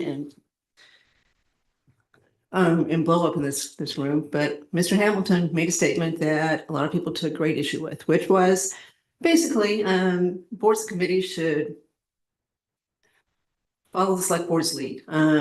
He didn't say exactly like that, but that's pretty much what he said. That we set the direction, we set the policy, and boards and committees should basically act accordingly.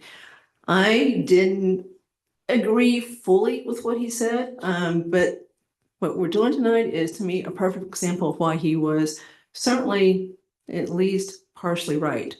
I don't actually think that boards and committees should do exactly what we say. They should. We want talented people. We want ideas from them, but they certainly should row in the same direction that the select board is trying to go with our overarching goals. So my 2 issues, I think, are prime examples of where Freddie doesn't do that. So I'll start with town meeting, April 11th.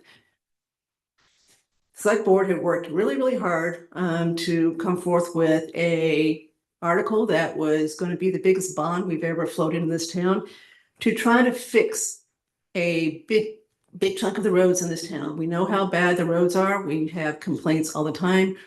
Everybody drives on roads. It's something that we believed everybody was affected by. We were very passionate about doing that. Bill Cundiff worked really hard to put together the information that was presented at town meeting. Capital worked really hard on it. So it was a very united effort to bring that forth. Mr. Haggerty had asked anyone before that meeting, like he always says, if you've got an amendment, especially if you're part of the town, forget citizens petitions where you always don't know how things work, but if you're part of the town, you know how this works. Bring that amendment forth early so we have a chance to digest it and talk about it.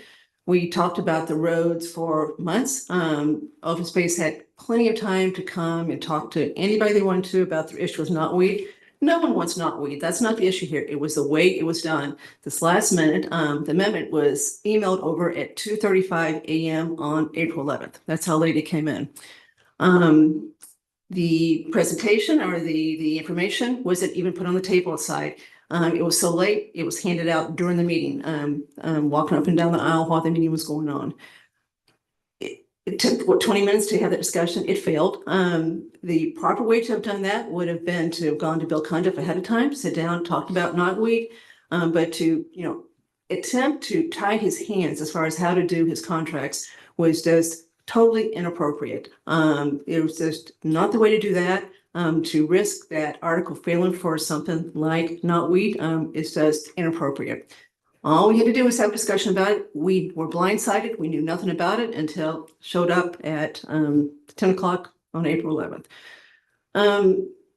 So that's the first one. Second one was Costco. Costco is a project that this town really, really wants. We voted almost unanimously last fall to bring Costco here. The vote, I believe, was 772 to 12. We don't have votes like that at town meeting very often. We also don't have 800 people that come out for things very often, maybe schools, but that's about it. So there's no doubt that the town as a whole totally supported Costco. So we had a kickoff meeting in this room a few months ago with the person from Costco that's actually going to build the store. He builds all the Costcos. He's in charge.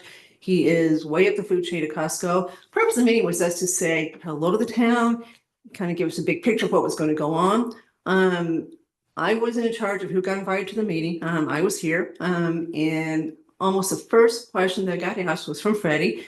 And the question was, what are you going to do about people who leave their car idling in the parking lot?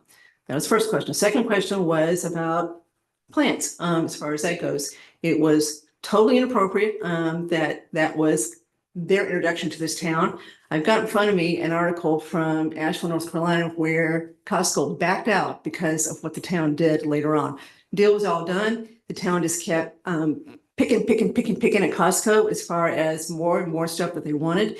And they said, no, thank you. So the idea that this is a written stone deal is incorrect. When I talked to Freddie yesterday, she said, well, it's a done deal. I said, no, it's not. There's lots of contingencies in this lease. So we need to make sure that Costco is supported. So that's my two very specific issues recently. I also am well aware of people that work in this town as employees that have issues as far as how Freddie works with them, the way things get done, et cetera. Those issues have been around for a long time and they don't seem to be abated at all. So I hate to say what I'm doing right now, but I'm doing what I think is right for the town. So I won't support the appointments, but not for the reason that the four of you guys have listed.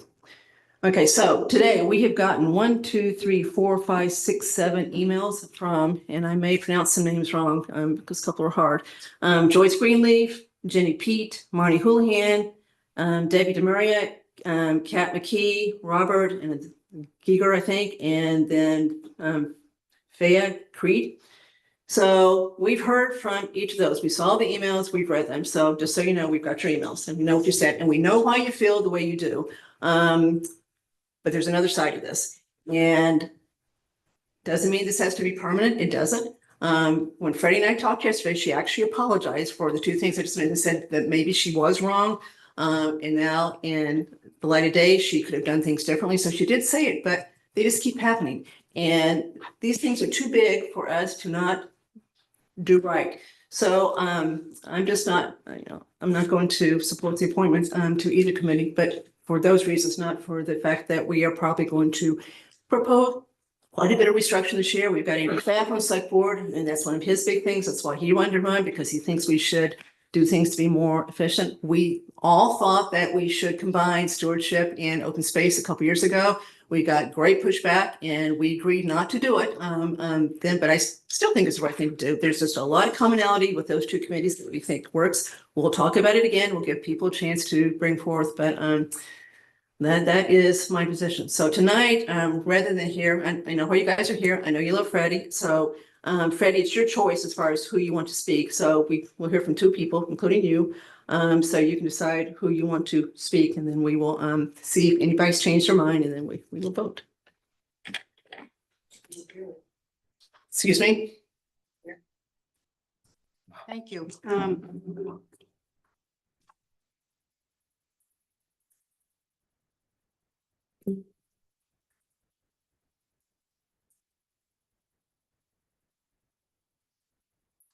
Yeah, wanted to say a couple of things, and I did say to you, Kathy, in looking in hindsight, I would have done things differently. But I was prepared to say, and then hearing what has been said, I want to say a couple of things in defense of the Open Space Preservation Commission, which is totally different from the work that the Stewardship Committee does. That's a longer conversation, and I can explain that to you later because it is very complicated and different. And very different. The issue about the concerns Kathy raised, town meeting was April 11th. And I forget the date of the Costco meeting. Not one person reached out to me afterwards. It's like, come here and have this thrown at me without any forewarning, you know. It's really challenging on how to respond. And I will say this about the knotweed, which was newer information we had just gotten. And in hindsight, I wouldn't have done that, but it felt imperative if there was an opportunity to educate people and to know we are looking at a huge crisis. And I know you're not seeing it because it's just starting. And what's happened since that meeting, I found out, do you know that there are lawsuits in this Commonwealth now where communities are paying big bucks? A lot of them are non-disclosure acts, you know, afterwards. So it's not hitting the main media, but the one that happened 3 years ago, $300,000, just the day after I brought this up, I found out about another one for $100,000, and towns are not exempt from this.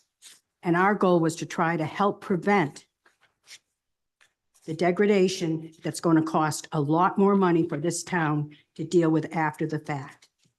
I can go into that at another time, not now. There was no ill intent.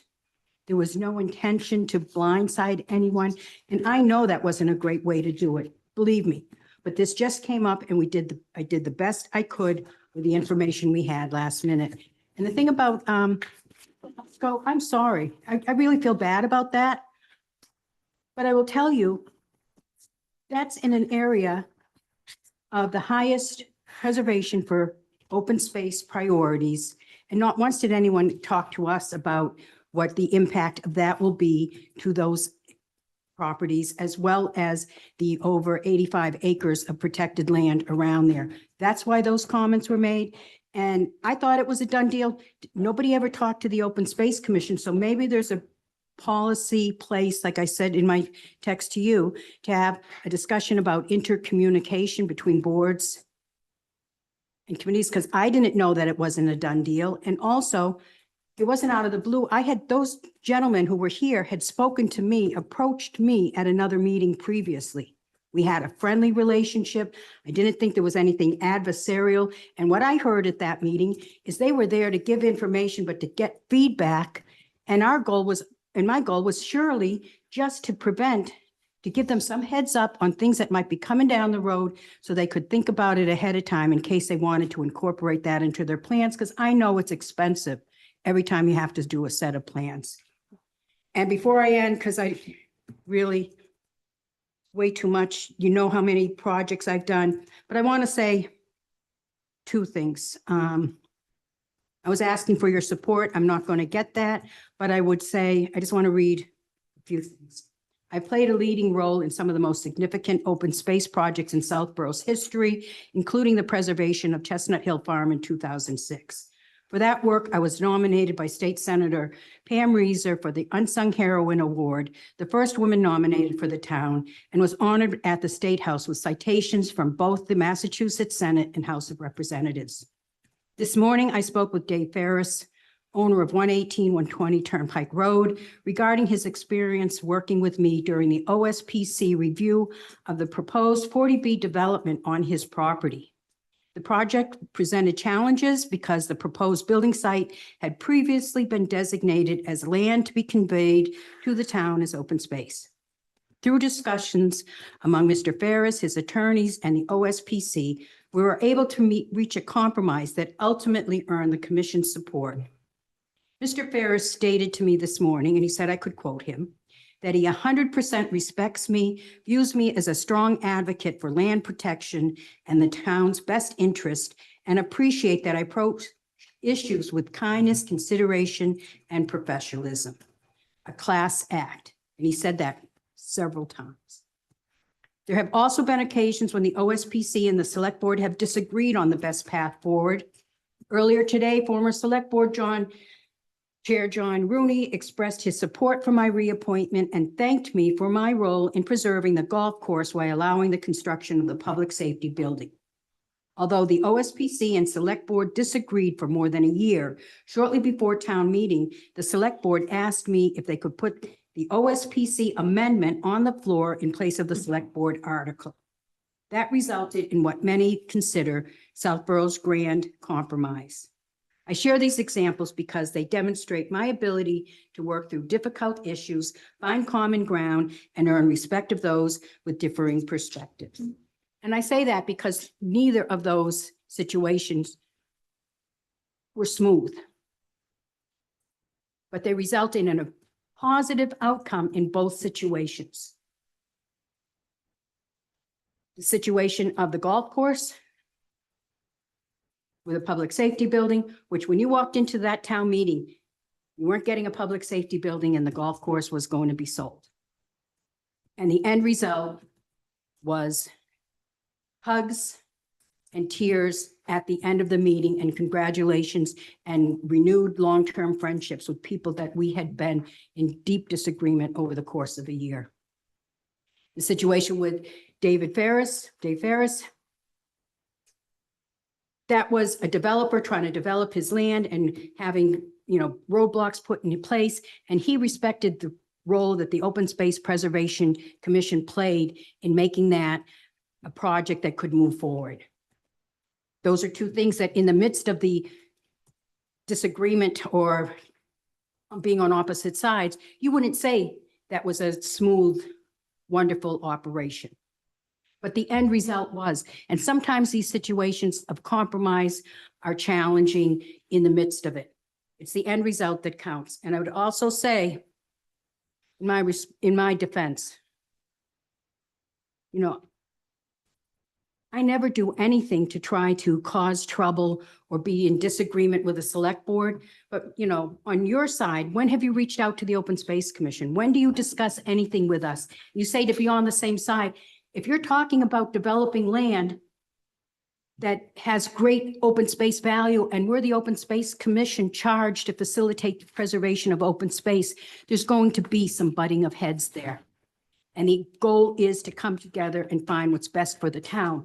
And I know we're talking a lot about housing and economic relief for the tax burden, but that's not the whole picture. Talk to people why they moved here. It's about the open space.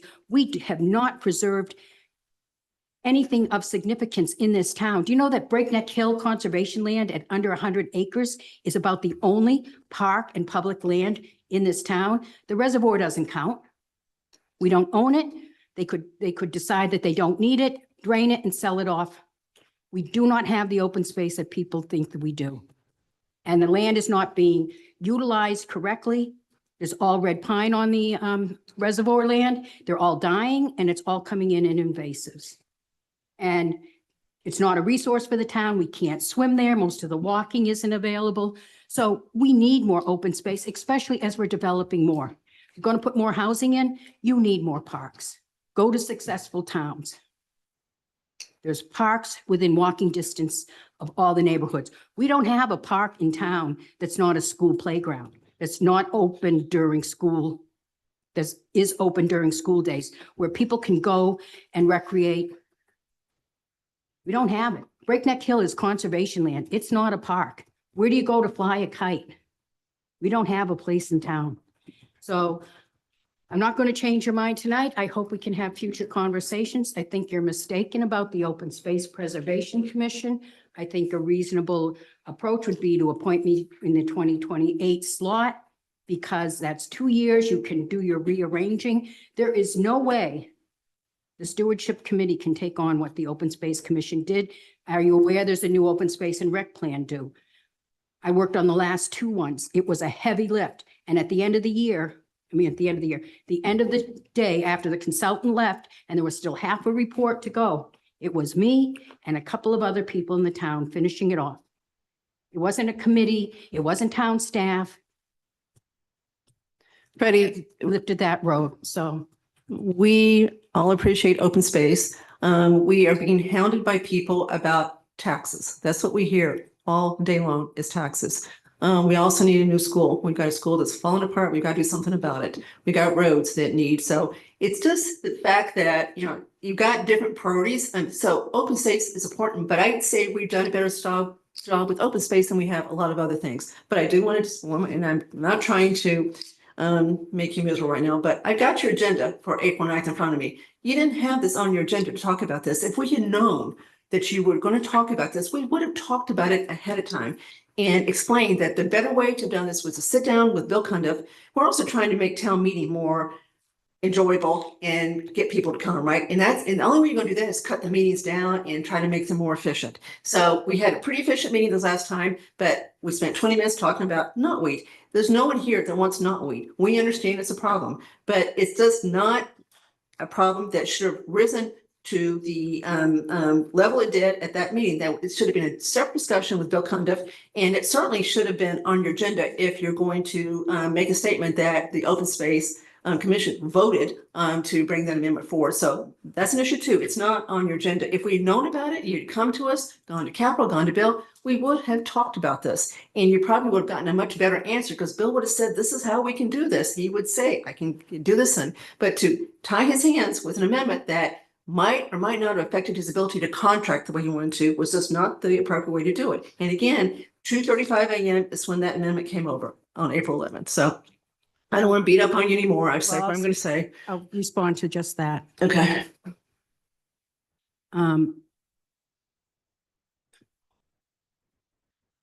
I heard loud and clear at town meeting when Andrew said it wasn't on the agenda.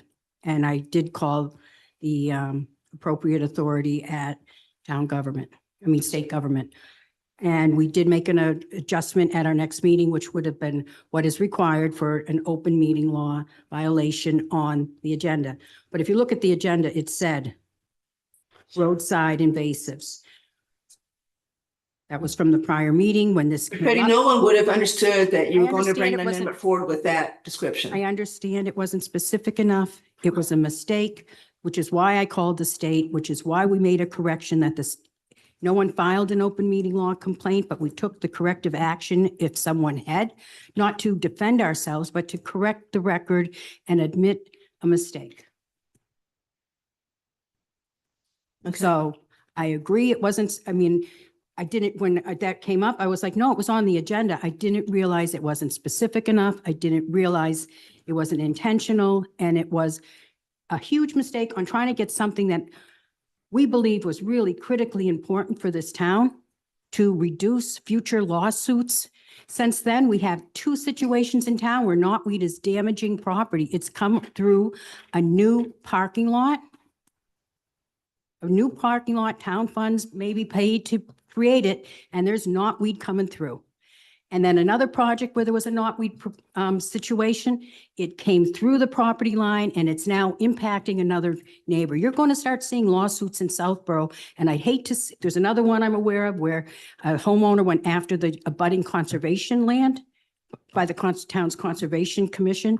These things are going to start happening. We became aware of them suddenly. It was not something we were planning to do this to take you by surprise. So it was a mistake, but it was only in the effort of doing what was better for the town. And I'll end there.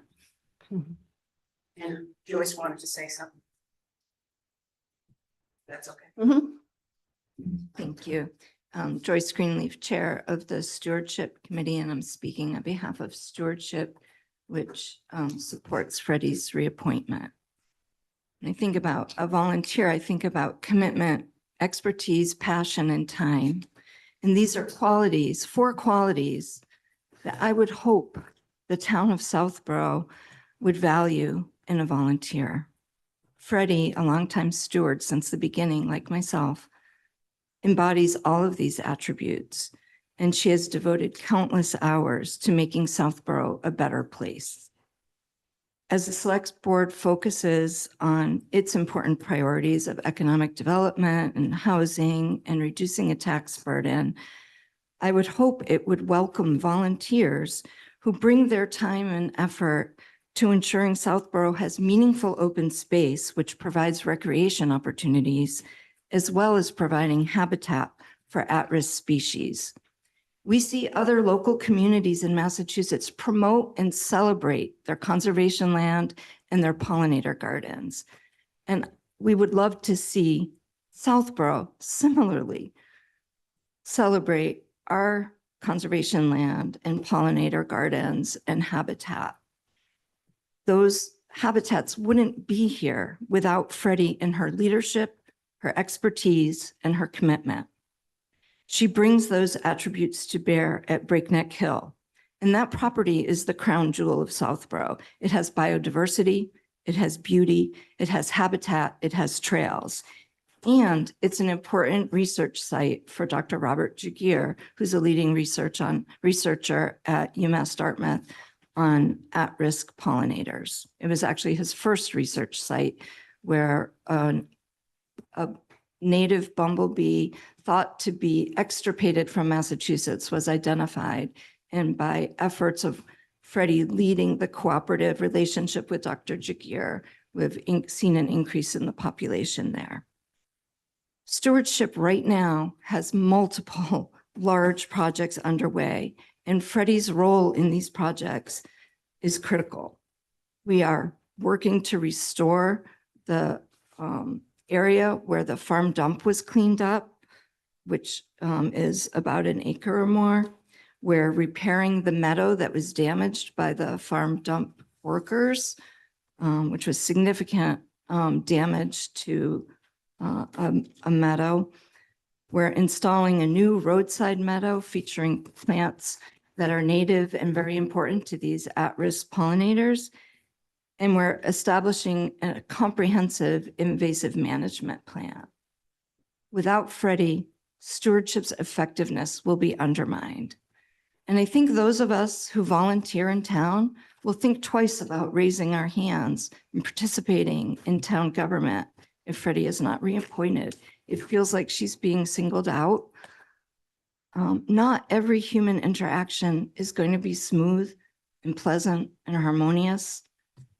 Maybe there's room for all of us to offer each other some grace and goodwill and recognize we have different gifts. But there's more that unites us than there is that separates us. We all care about the town and we want to make it a greater place. So please reappoint Freddie. Thank you. Any other comments? Do we have one more? You gonna have one? No, I just. I think- No, I said one besides Freddie, so two in total. Anyone related to Freddie, just something in response to, I thought you sent an email. You did not, Kristen? Yeah. Okay, so yes. Okay, one more. I won't belabor the, excuse me, Kristen Laval, 12 Southwood Drive. I'm here speaking as a citizen. I'm not going to belabor the points already made. Obviously, with that, they're shaking my head. I vehemently agree. I don't understand in what planet we would get rid of such a wealth of knowledge and source of help who puts her own life aside for the sake of this town. It blows my mind. And I'm sorry, Kathy, but it comes across very personal. I'm going to leave it there. You know what? I was at town meeting. You know what did not piss me off? Learning about the knotweed, because I live on Parker or off Parkerville. And if anyone knows, and my daughter's starting to drive, taking that right off Parkerville onto Route 9, it's cut back occasionally. I believe that's knotweed. It's scary because we can't turn into that third lane safely. They just happen to cut it back. Can't keep up with it. And that's all along that road. So thank God she's here to educate us on that, because no offense, but you don't have the time, nor do I think you would do it. Your interests are with affordable housing and reducing the tax rate. Totally understand, but that does not mean we just shove aside the open space needs and then, you know, the nature and the pollinators and everything that she does. I'm sorry. I also get emotional because it's just dumbfounding to me. But I want to say something that didn't bother me. And I think at the end of the day, we did end up in a really good place, and she knows it's late, but that's because she's doing a million other things. It was not a move. You know, it was a move, and you know, what did bother me. And you know, what did extend conversation? What Mr. Stivers did to the planning board. He introduced an amendment at the end of town meeting when he knew that we barely had 100 people. You did not know, the planning board did not know you were going to present that. I went to hours of the planning board meetings. I sat there during their public session. So you pulled it fast one and you admitted it. on the town floor. Okay, You- Kristen, if you want to talk about Freddie, that's fine, but that's Well, not. don't beat up Freddie for bringing a last minute amendment. When Mr. Stivers brought one that was going to open up the idea of AI data centers at the end of the meeting when he knew that we would barely have 100 people. So I'm just saying, can we take that one off the plate? Because Freddie admitted she made a mistake. I'm sorry, I'm way more concerned about what our select board member did. Thank you. All right. Okay, Sam, you held these appointments, so you want to make a motion to appoint Freddie to, let's do it one at a time in case there's a difference. Okay, I'll move to appoint Freddie Gillespie to the Open Space Preservation Commission, term to expire June 30th, 2031. Second. Who seconded? Tim? All right, all in favor of appointing Freddie to a term of 5 years to the Open Space Commission? All in favor? All opposed? Okay, now let's do stewardship. I'll move to appoint Freddie Gillespie to the Stewardship Committee, term to expire June 30th, 2027. Second. Okay, all in favor? Okay, all opposed? So 2, 3. Okay, before we go on with that one, so Andrew, AP, AD, why did you vote differently on that one versus open space? Because I think I thought Joyce made some good points, and also the whole discussion about consolidating these two committees, I think is something that's a little more complicated than it seems at a surface level. I mean, as I understand it, right, the primary focus of the stewardship committee is the care for the Breakneck Hill Conservation Plan, right? Which is important. And I can't say, my concerns, I shared a lot of the same concerns you had about the Open Space Preservation Commission. I don't think the Stewardship Committee is similar in its kind of policy making role. I understand that, there was a disagreement, and I think it is good that it all kind of got worked out about with the 120 Turnpike situation. So, I can completely understand why, like, the Stewardship Commission would say, we want, the other town boards to really consider carefully the proximity of that to Breakneck Hill. So anyway, I would be willing, first off, this is also a shorter term, right? So that's why I voted the way I did. AP? I'd say I agree with what Andrew said in terms of the difference between stewardship and open space. If it was a 2-year term, maybe I would have been more for open space. I think, Freddie, we had some of the same issues, that other people have brought up, but I think I would have been maybe willing to give a 2-year probationary period, if you want to call it that, but unfortunately, 5 years, that was too long. So the issues that I specifically raised, and these, Freddie and I talked about them. These are things that happened that everyone solved. So I don't think you should call these personal shots. I like Freddie Gillespie a lot. I know what she's done for this town. Really were as part of open space. So I'd be willing to entertain another motion to vote on stewardship. I will change my vote on stewardship given what you two said and what Joyce just said.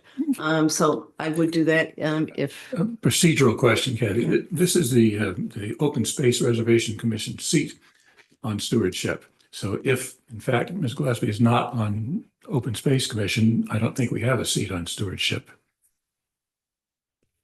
There are 3 at-large members, Concom rep and Open Space rep. So is there an at-large slot? Joyce, is your committee full? Oh, no, there's 2 spots open. But no, there isn't, sorry. Is your stewardship full? Is every seat taken? Every seat is taken, and Sam is correct that there's one designated seat for the Open Space Commission that Freddie has fulfilled since the beginning. And then a couple of years ago, when the discussion about consolidating the 2 came up before, there were some changes to the committee, because we had a recreation seat we couldn't fill. And so everything else is at large. So 4 at large, 1, Three at large. 3 at large. Oh, 3 at large. 3 at large, recreation, or conservation and open space. Oh, Because that's what's on the town website. yeah, that's correct. Conservation Commission is a voting member. Right, so that it's 3 at large. Yeah, correct, Kevin is conservation. correct. Look, this is a ad hoc committee, right? Not a bylaw committee. Yep, so we So could we change, we could change it. If I may, Kathy, the reason I voted no right now is because we want to look at this. I think that we should take a look at this soon, see if we can rewrite something that makes sense and think about our consolidation effort. I don't want to lose Freddie. I think that there's a space here. I just think we need to think about how we want these to clean up as one of our goals and then bring that forward hopefully sooner than later to start to try to drive this. We can plan on doing that. I don't think that that proposal is going to be supported by either group. It wasn't last time and it was pretty overwhelmingly not supported. So it'd still be our decision to do that. That'd be one way to resolve this, to try to accomplish what we're trying to accomplish and keep Freddie on that committee, that combined committee. So we could do it that way, but I don't know how to get around this tonight, given what Sam just said, as far as trying to keep Freddie on stewardship. So who are the 3 people on stewardship? It's you, it's Brett Peters. It's Brett Peters and Kat McKee. And none of them are on open space, correct? That's correct. Okay, all right. Okay, I'm looking for suggestions here. Why don't we just table take this? table this and Okay. pick this up at a future meeting? Kat, would you like to be on open space? If she wants to talk, we got your email. We It's know. not the same. Okay. It's not too late to make this right, and I heard everything you said, and I understand what you mean. I hear you, that it's difficult sometimes with certain people, but it's the passion that's obviously causing some of the stress, and I think she's heard exactly what your concerns are, and there's a chance to turn this around and not lose a volunteer. We can't afford to lose this volunteer. We've tried to share that, but we hear what your concerns are, so let her be part of the solution. That's gonna be a win-win for everybody. You don't want this on your record saying you've denounced another volunteer. That's a really bad look. And she's here offering her efforts to help solve the problem. So let's approach this differently and not be a, no, you can't, yes, you can, and let's find a way through it. If I need to, I can resign from the stewardship committee. She can have my spot immediately. And we can work through it that way, but I just please find a way. A different way than you've done things in the past. I strongly encourage you to try. If it doesn't work out, you'll have other avenues to work it out, and just give a chance, please. Thank you for that. All right, so it sounds like we're going to table this for now because we can't solve the stewardship problem with the structure we have. Everybody agree? Yes. AD? Yes. Okay, I just can't see you. Okay, Tim? Yeah. Sam? AP? Okay, so vote stays as is. so we have voted 5-0 not to appoint Freddie to open space. That's what we've done. That vote stands for now. We have not voted on the appointment to stewardship because we can't, because of the fact that she is the open space representative, so it won't work. So we've tabled that appointment. So the 2-3-0 vote. That vote is negated because it doesn't work. Well, that would work because it was negative. So right. So I'm So you should gonna make take a another- motion to undo the vote for stewardship. It's not probably a legal term, but to undo that vote. But this is the slot that is the open space. Yeah, but we voted against it. So I'm trying to get that negative vote not done so that we can consider what to do going forward. So right now we said no to that one too. We just didn't, she can't fill the spot. We voted no on both. Correct. Yeah. Why don't we just Leave it the way it is Leave and it. then we'll take it up again. leave it and we'll take it up at the next meeting? Okay. Okay. All right. Okay, so we are going to continue this discussion at the next meeting. Okay, thank you for coming. We heard everything you said and we appreciate you. All right,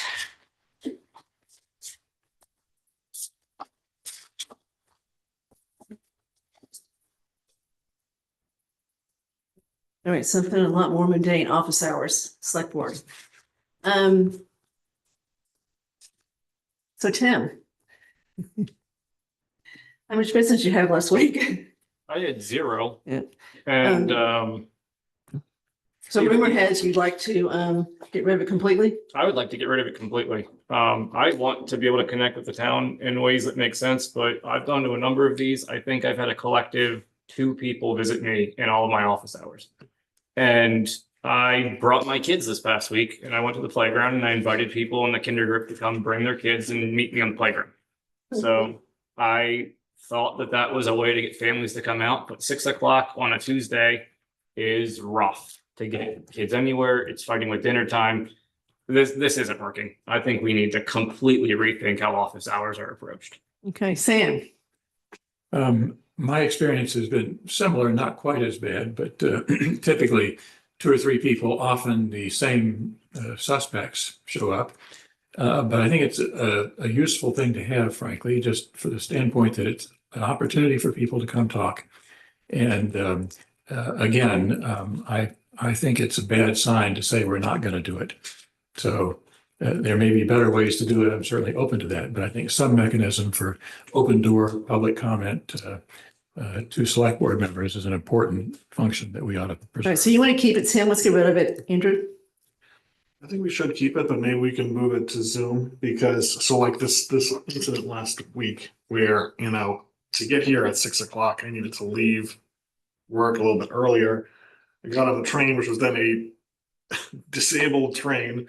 And then, so I got here late. It's like I left work early to sit on a train that had a huge problem. And then I got back to Southborough at with 10 minutes left in this, and then no one came anyway. So if that had been Zoom, also, you know, a thing I've thought about, does Zoom mean people who have nothing to do with the town could Zoom in? I mean, we could at least, like, if someone did that and they weren't a resident, you can just kick them out, you know? You'd still be able to make sure that. So that's just something to consider. I mean, I don't mind sometimes if you go. One thing I found is that if you have an office hours in person where you go and it's lightly attended, at least it's also an opportunity for you, because if you do it Tuesday night, you know, people are still working. I can check in with Mark or Vanessa if there's something that I have on my mind. Well, to me, that is the beauty of it is the 2 people, there's not a quorum, you can talk, catch up, you can talk to Vanessa. There's people here that night that, you know, so it's the late night for the townhouse, so you can get other things done. You're just not going to get done what you came to get done. AP? So I think we certainly should keep office hours. I would structure it around events. So like I was just wanting, you know, like Wednesday, July 1st, 6 to 8, family fun run night at Neary. All right. So we set up a table, talk to your select board members for an hour, and people are there. Like, go to the people, you know, summer nights or summer concert series. And what you're saying is you got to go to them. Like Correct. Sam goes to, I mean, Sam Like gets a transfer steady station. stream on transfer station, Yeah, right? do office hours at the transfer station, or, you know, and I think that's the. Yeah, I'm saying something very, very similar, Yeah. you know, especially, quite honestly, too. Office hours, man, I miss time with my kids. So that's why I brought them. They were here. I can do both. And, you know, my wife came along. She was able to watch the kids at the same time. So I wasn't distracted if somebody didn't show up and want to talk. You know, we spend a lot of time doing this. I want to try to be a parent that's available as well and mix the 2 together. 6 o'clock is a pretty bad time. There's some people who don't do Zoom. I mean, I like the Zoom idea. Maybe hybrid office hours, have one person here and That limits you though. others. It limits you to like a Wi-Fi connection or some kind of thing. So, you know, depending on. In terms, I think Sam's saying you have one in person, Yeah, one, instead of doing 2 people at the same time, you do one and one. Like this meeting, yeah, I'd be happy to show up here and. I think it's also like the food truck's a perfect example. I had a lot of conversation with people that would ask me questions, right? I mean, we could have just put that online that, See, there hey, again, you gotta worry about a quorum too. You know, we had 4 of us down there that it's Tim, you may have been there, I didn't see you, but at least 4 of us were there. So you gotta watch that too. But I still think going to people is probably the better way to get this done, because I've already said, I think it's a waste. I agree with Tim. I've just got better things to do than sit here and twiddle my thumbs when, and then have people that show up that know us already, know how to reach us. They don't have to come to that. They know exactly how to get hold of us. So, I do think we all five work. I do think there are better ways to try to communicate. People are just busy. This is just the world we live in. So the fact that they're not knocking down our doors, we shouldn't take it personally, but I just think it's a misuse of our valuable time. I like Faf's idea of pick the events going on and set up a table. I mean, especially events that you're gonna go to anyway, and you just say, hey, we're gonna advertise that, for the first hour that I'm gonna be at this event, I'm gonna be at anyway. Come over and talk to me. Okay, so then you just have two people sit there and the other three stay away, right? If they're there, so just go talk. Andrew? I don't have really strong feelings about this. I'll just go with what the rest of the group wants. I'm not wedded to it, but when I heard what Tim's comment was, I went ditto. So I think Mark got the worst of the one because he was still around when I was leaving, so.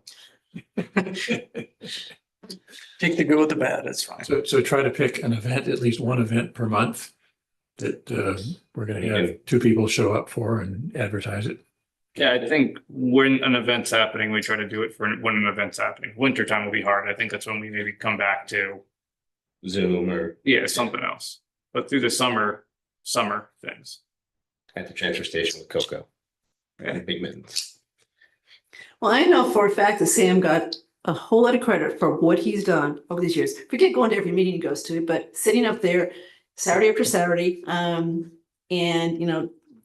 making a list of what people say. There are people that I'm pretty sure voted for Sam because of the effort he makes at that transfer station. So he got some I credit. got some good ideas there too, and funnel his comments back to the department people who are, I think, generally very responsive to what they hear. Okay, so have we agreed we're going to reformat this and try to go to the residents, pick events that we think would be appropriate to have a table for one or two to sit there, and we can rotate too if we have to. We got lots of events coming up in 27 that we described tonight. So everybody's okay with that? Okay, so we're not gonna set a schedule tonight then, because we don't know what the events are. So Andrew, Edie, you're okay with that? Yes. Tim, you're okay with that? Yep. Sam? Yes. AP? Okay, all right. Moving on. Okay, Sam, you want to discuss the next one? Yes, thanks. Wastewater Study Committee is working on a district improvement financing plan, and we're actually trying to get this in place enough so we can take a proposal to define the district area at fall town meeting potentially. And part of that is to have some financial analysis around the process to look at the parcels that might be included and come up with some estimates of what economic development might occur on those parcels and how that might ultimately then turn into a process that can help fund the development of wastewater after the fact. Of course, we need the front-end development, but also during the operation of the system, you can actually divert incremental tax revenues to pay for some of the cost of the borrowing for it. And so as part of that process, we've been talking with Mass Development about using some of their consulting resources to take the first steps in terms of that financial analysis. And they've got consultants who for about $30,000 can help us get that at least rolling to the point where we can use some of that later this year. And if we can find the money to do it before June 30th here and get that started and encumber those funds by then. So it turns out the Economic Development Committee budget has enough money in there to do that, because they didn't have the staffing that they anticipated, and they didn't actually have the services that they expected to pay for. So there's money in there to do that. And so the ask is that the board approves bottom line spending out of the EDC budget for $30K to allow that project to proceed short term here. So that's what's going on. All right, so let me ask a couple questions first. So right now, the Wastewater Study Committee does intend to bring forth an article at special town meeting in the fall to try to get this DIF approved, correct? So the DIF area, it's two pieces. One is the area in town that would be affected by this. The current thinking is it goes along Route 9 pretty closely with a bulge at the west end and the east end where the So you're just trying to get the area approved, that's step one? area is step one. It turns out the process is, and according to state law, you can define the area separately from the final plan that includes all the details about the system design and build and costs and all those kind of things. And so you can do it in two pieces. And the value of doing it earlier is that you set the baseline for the assessed values earlier. And so there's more incremental tax revenue ultimately from the system that you can actually tap part of. The other part goes back into the general fund. Part of it goes to pay for the system. And again, the percentages there are something that would be part of the final DIF plan that comes later. So we don't have to specify all those details later, but we can define the area now. And town council has opined that you can do it in two parts. So that's the goal, is to define the area and then have enough of the financial stuff done that we can be fairly articulate about what the opportunity is going to look like in terms of incremental tax revenue. So I think you've got a very heavy lift, Yes. convincing, it's a majority vote or 2/3 vote? Majority vote. Even a majority, because it seems to me, and again, maybe I make this too simple, that you're just taking money from one pocket, putting it in the other. So it's money you would have had anyway, and now you're trying to segregate that. But I'm going to be open-minded as far as the discussions go. What I am interested in is what I think the study might do, which is truly quantify what the benefit of a real wastewater treatment plant would be as far as bringing in new desirable businesses. So it truly would increase revenue we wouldn't get otherwise. Yes. That's, to me, that's the key of this whole thing. And so if this study would be able to project that, I'd be interested in seeing that, because I don't see how you get much traction without that kind of information. That's right, exactly. And mass development consultants, they tell us, have that experience and can at least start that process and give us some ideas, looking parcel by parcel, what they think could be developed there. We'll start or have it done for town meeting, special town meeting. Yeah, that's the goal. Okay, they can't, I mean, if we were to vote to allocate the money, they've got time to get this done and truly finished and presented before. That's what they tell us. Okay, because what's our date? October? That we're gonna look at in a minute, October for the special town meeting, so it's like October 11th. When they have to do it in the next 14 days. What? Yeah. The work. We encumber the funds and then they've got 3 months basically there to do the work. No, so July, that he August, does have to September. vote tonight if it's gonna happen. What is it? 17th. 17th, okay, so October 17th, so we're gonna talk about in a second. All right, so that's what. So 3 months to do the work. Again, it is tight and it's not. But I think the concept is fine. Mass Development has a real estate a grant program specifically for this that covers corridor studies and DIF specifically that we missed out on one stop. And I'm not for moving money or without town meeting approval. $30,000 is a lot of money. If we want to put it on the fall town meeting and let them approve it and make sure that they're okay with it, ideally, reaching out to Mass Development and saying, hey, we missed the one-stop thing, but I think it's the same people, the house doctor consultants, I think are the same right. people, but they pay for it as part of this grant. So it's, I'd rather do it for free. I understand. I thought maybe it's a different grant. I thought you couldn't do the grant because you weren't far enough along in the process. You had to actually have the property identified. That was a different grant Okay. you're applying for. But what's the difference in this between this and what we're doing with the police with bottom line spending? This is just taking a budget already approved, taxes raised, and saying we're gonna bottom line spend it. It's gonna come out of salary. So why is that any different than what we just talked about? We didn't approve.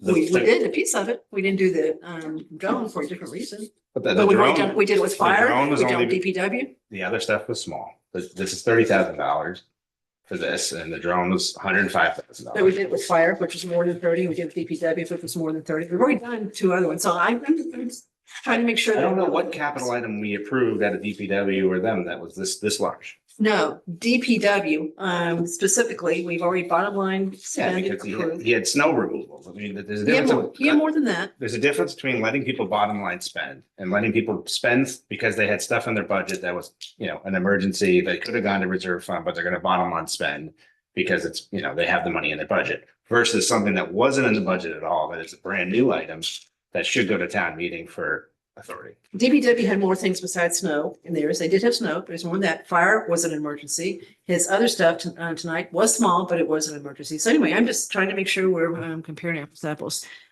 Okay, so you do not want to do this, right? I want to do it, but I want to wait for the grant cycle. Okay.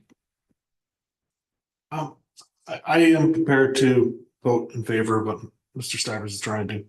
Okay, Tim? I think that this is in the spirit of the EDC's work and charter, so I think the funds transferring over fits in the right spirit. I do heed FAF's warning here about the approval, but I do think that this one's above threshold to approve. And Kathy, I understand Mr. Pfaff's concern as well, certainly. And what I will be sure to do is to confirm that we actually can get this done in sufficient time to be useful for a fall town meeting presentation. If they come back and say, sorry, we don't have the capacity to do it, then I think we. Well, I think that's the Right. key. I mean, Yeah. if it's not going to be done for that, then I don't know why you're doing it. It's our understanding at this point that that's the case, but I will work hard to reconfirm that that's the expectation. So. Okay, so then I'll make a motion to approve the request to bottom line spend EDC for the 30K for the study pending Sam's confirmation that the study will be complete in time to be used for the fall town meeting. Yes. Second. Okay, all in favor? All opposed? So 4-1 passed. Okay. Thank you. Okay. Speaking of town meeting. Okay, so we've got to, I'm sorry, did we, I just, based on what we talked about earlier, I just want to make sure that was considered for bottom line spending for that. it was. It was. Bottom line, Okay. Okay, so we've got two proposed dates for both the fall regular special town meeting and the annual town meeting. And I'm saying regular because that doesn't include Neary.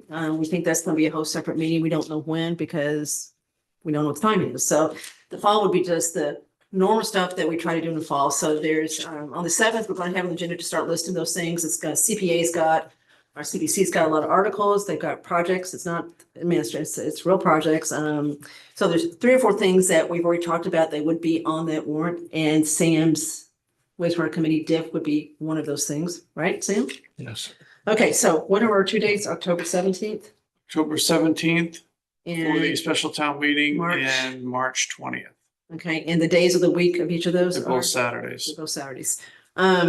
So the building's clear on those 2 days, and a conversation has been had with Travis and schools. And with the and schools, Chelsea. yes. Okay, so we have tried to thread the needle between sports seasons, so that, again, we can try to attract more people. You know, one of the reasons we didn't have very good attendance at this last annual town meeting was a big sports day for kids. So these 2 dates seem to be as good as we can get now. They're both Saturdays. Paul Semino called me and he said he wanted to weigh in on this. He said, well, Kathy, you know, the bylaw says annual town meeting has to be on Saturday. It does not. So you can do that on Monday too, if you wanted to. And he thought it was a little strange to have the special on Saturday. So I said, okay, I'm listening. I'll report that to the select board. Mr. Haggerty thinks that Saturday is a better date. He says we save money. For that, it's easy for him to put together because, you know, school's not in session, et cetera. He's not trying to do it the night of school. So his vote is for the Saturdays. So what do you guys think? It's easier and cheaper for Jim. I It think is, we've like you tried said. both and haven't really had a difference between the two of them, so. That's true. If We've the- tried a lot of things. If the and nothing deciding, seems to- if the deciding factor nothing is seems to Saturday's work. cheaper and I don't know. We had 200 people this last time out of 77,000 something. We asked the schools before and Chelsea, from what I remember, didn't have an opinion one way or the other for the feedback she's gotten. She, maybe not, but she does think trying to thread that needle between sports seasons is important. So I mean, you have said a lot of things about trying to be more family friendly. So what do you think, Tim? Is Monday night better than Saturday? Is Saturday better than Monday night? I mean, they each have their own problems. Saturday might be easier to plan for a babysitter or something, that both parents, for people that need to do that, or potentially bring the kids and split the day and figure it out. I think if there's no sport and other town obligations that day, it might be easier to try to do it on a Saturday. Yeah, I think Monday's tough to bring kids with bedtime. Of course it deadlines. is. Yeah, Of course it is. during the it's day, yeah. it's a tough time. And kids are very needy. My kids are very needy in that window of time that the town meeting starts in. And then at that point, they're in bed. So people have to leave. I think I'd lean the Saturday for my purview. You three all have school-age kids, so I think what you think about trying to get people with children there is important. And Kathy, we've heard previously from seniors that daytime is better than nighttime. Yeah. So it's another consideration. Give it a shot. Okay, so everybody agrees on these tentative dates for What was both the the, second date, sorry? so it is March 30th for the annual. March Excuse me, 20th. March 20th for the annual and October 17th for the special. So the October 17 again is not for, Not for school, so it could be ready. okay, I think a fall special town meeting that doesn't have the school should just be on a Monday night. That's my view. Okay, so That's hold what that we've- thought for a that's what second. We've done. We've before, and it's checked been Jewish pretty- holidays for October. It's worked pretty well. Yeah, there's nothing on the 20th. Yeah, sure. For the fall special town meeting, we target is like a 10 to 12 article meeting where 5 of them are on a consent agenda. We've had very efficient town meetings We have. lately, right? We really have. So we gotta try to keep up the trend here. So Mark's checking just to make sure we're not interfering with Jewish holidays in October. And then you better check Passover too for March, just to make sure. It could be early. And without schools, we feel we definitely need a fall special town meeting. Those items couldn't wait till annual. The CPC projects are pretty important. We got golf course irrigation. Have you seen what the golf course looks like right now? Actually haven't, but It's not looking good. Golf course irrigation, the splash pad, dog park. Kristen, what else? Sorry, what else is CPC bringing forth at the fall special town meeting besides? Right now, the irrigation, although there's some discussion on whether or not that should push until the annual town meeting. We'll know more later this month. Recreation right now. Microphone, please. Sorry. Sorry, Multiple dates are closed. Kristen Lavalde, Recreation Commission. So right now there's the irrigation at the golf course, but that may be moved to the spring top annual town meeting. That's not off the plate. We'll know by the end of this month. Likewise for the recreation, right now we are intending on resubmitting the application by the end of the month with some updates to Fayetteville Park. Okay. Not finalized yet, but that's the hope. And then historical, I have a sense that because the work that they want to do on the cemetery, the tower in the cemetery overlaps with some of the work that the new cemetery committee may be doing, that it seems that might likely be coming off the table. So that's it, those three? And then we're working with trails, so that's still the question mark as well. However, we have by the end of the month where we want applications kind of updated so we can start the cycle and get things finalized in time for the warrant. So we'll have a good update at the end of June. Yeah, she said rec, but she's also the Oh, rec and CPC, sorry. representative on CPC. That's why she knows all this. Okay, so we can always cancel it if we don't need it, but we're just trying to get the date set Okay. so that we don't run into what we've run into the last couple of years where we had a problem with the date because we interfered with something else going on in Trotter.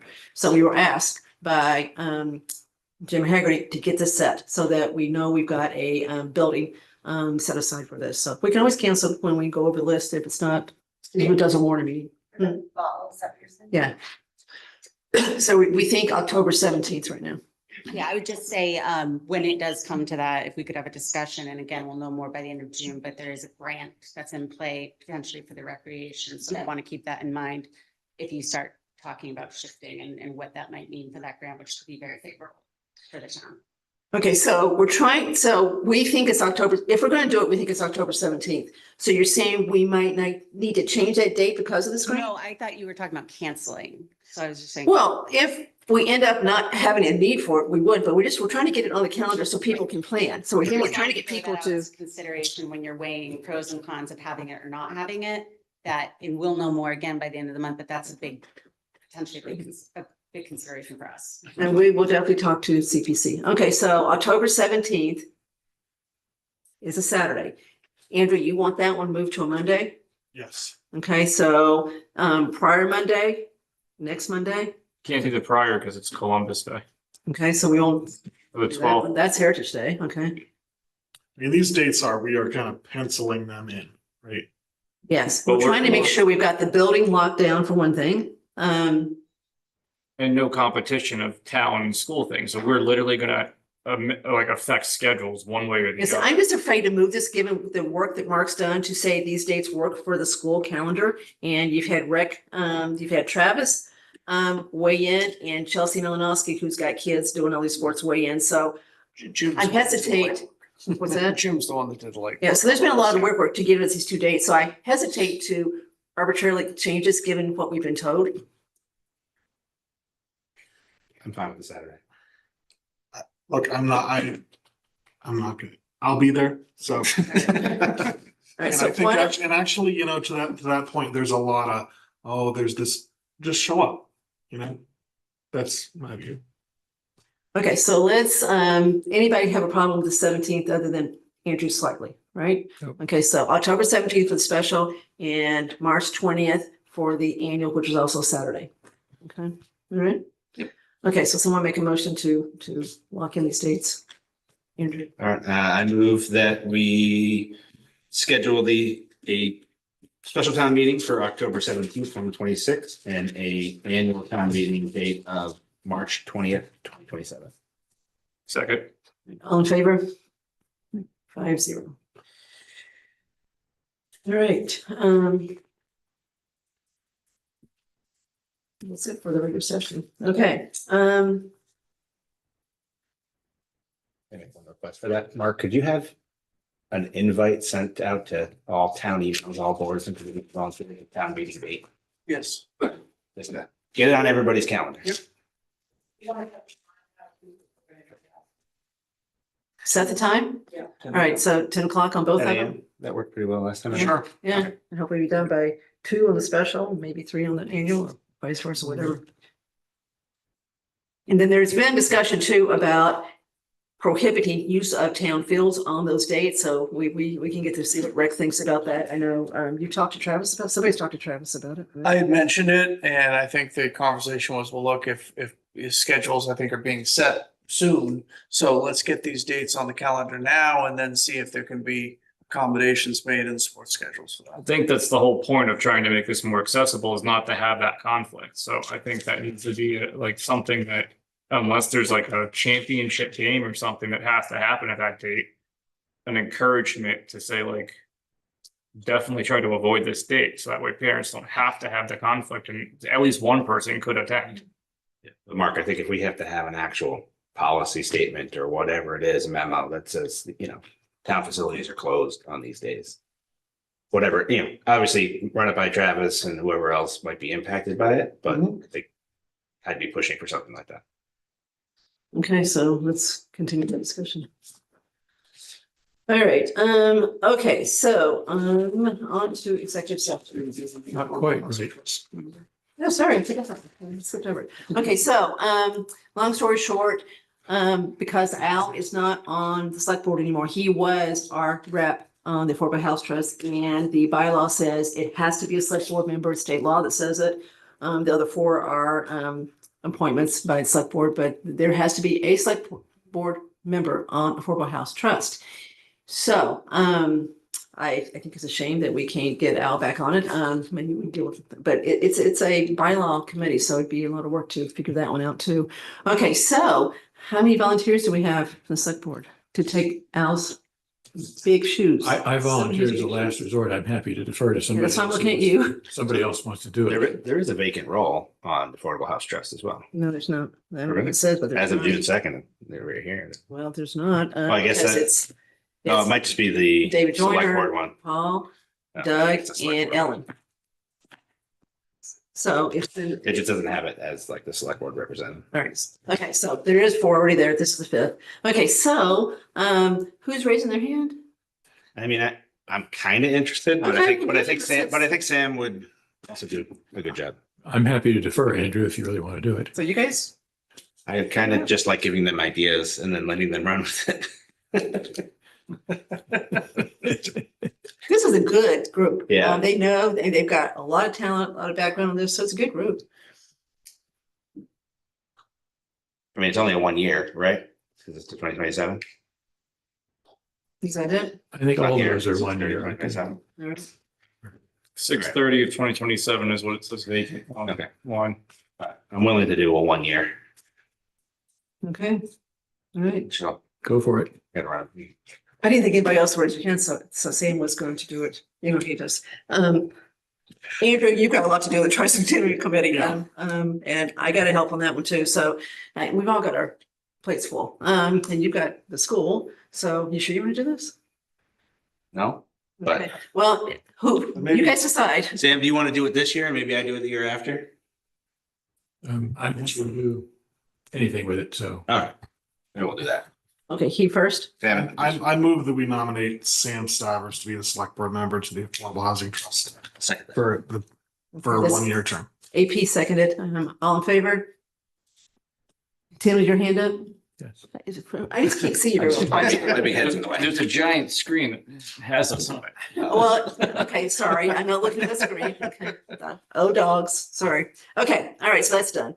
All right, now moving on, right? Okay, so the board is going to enter executive session per MGL, chapter 38, section 21, and not return to open session for the following. Number one, review and approve executive session minutes from May 19, 2026 and June 2nd, 2026, which is exemption 7. And 2, to discuss the memorandum of agreement with the police details with local 167 and local 523, exemption 3, as the chair has determined that an open meeting may have a detrimental effect on the town's position. Can someone make a motion to go into executive session? I move to go into executive session. Second, Okay, so this is roll call vote. Sam, yes. Tim, Yes. Andrew, Yes. Andrew, Yes. Cook is aye. Thank you very much. So gentlemen, we have to say goodnight to you.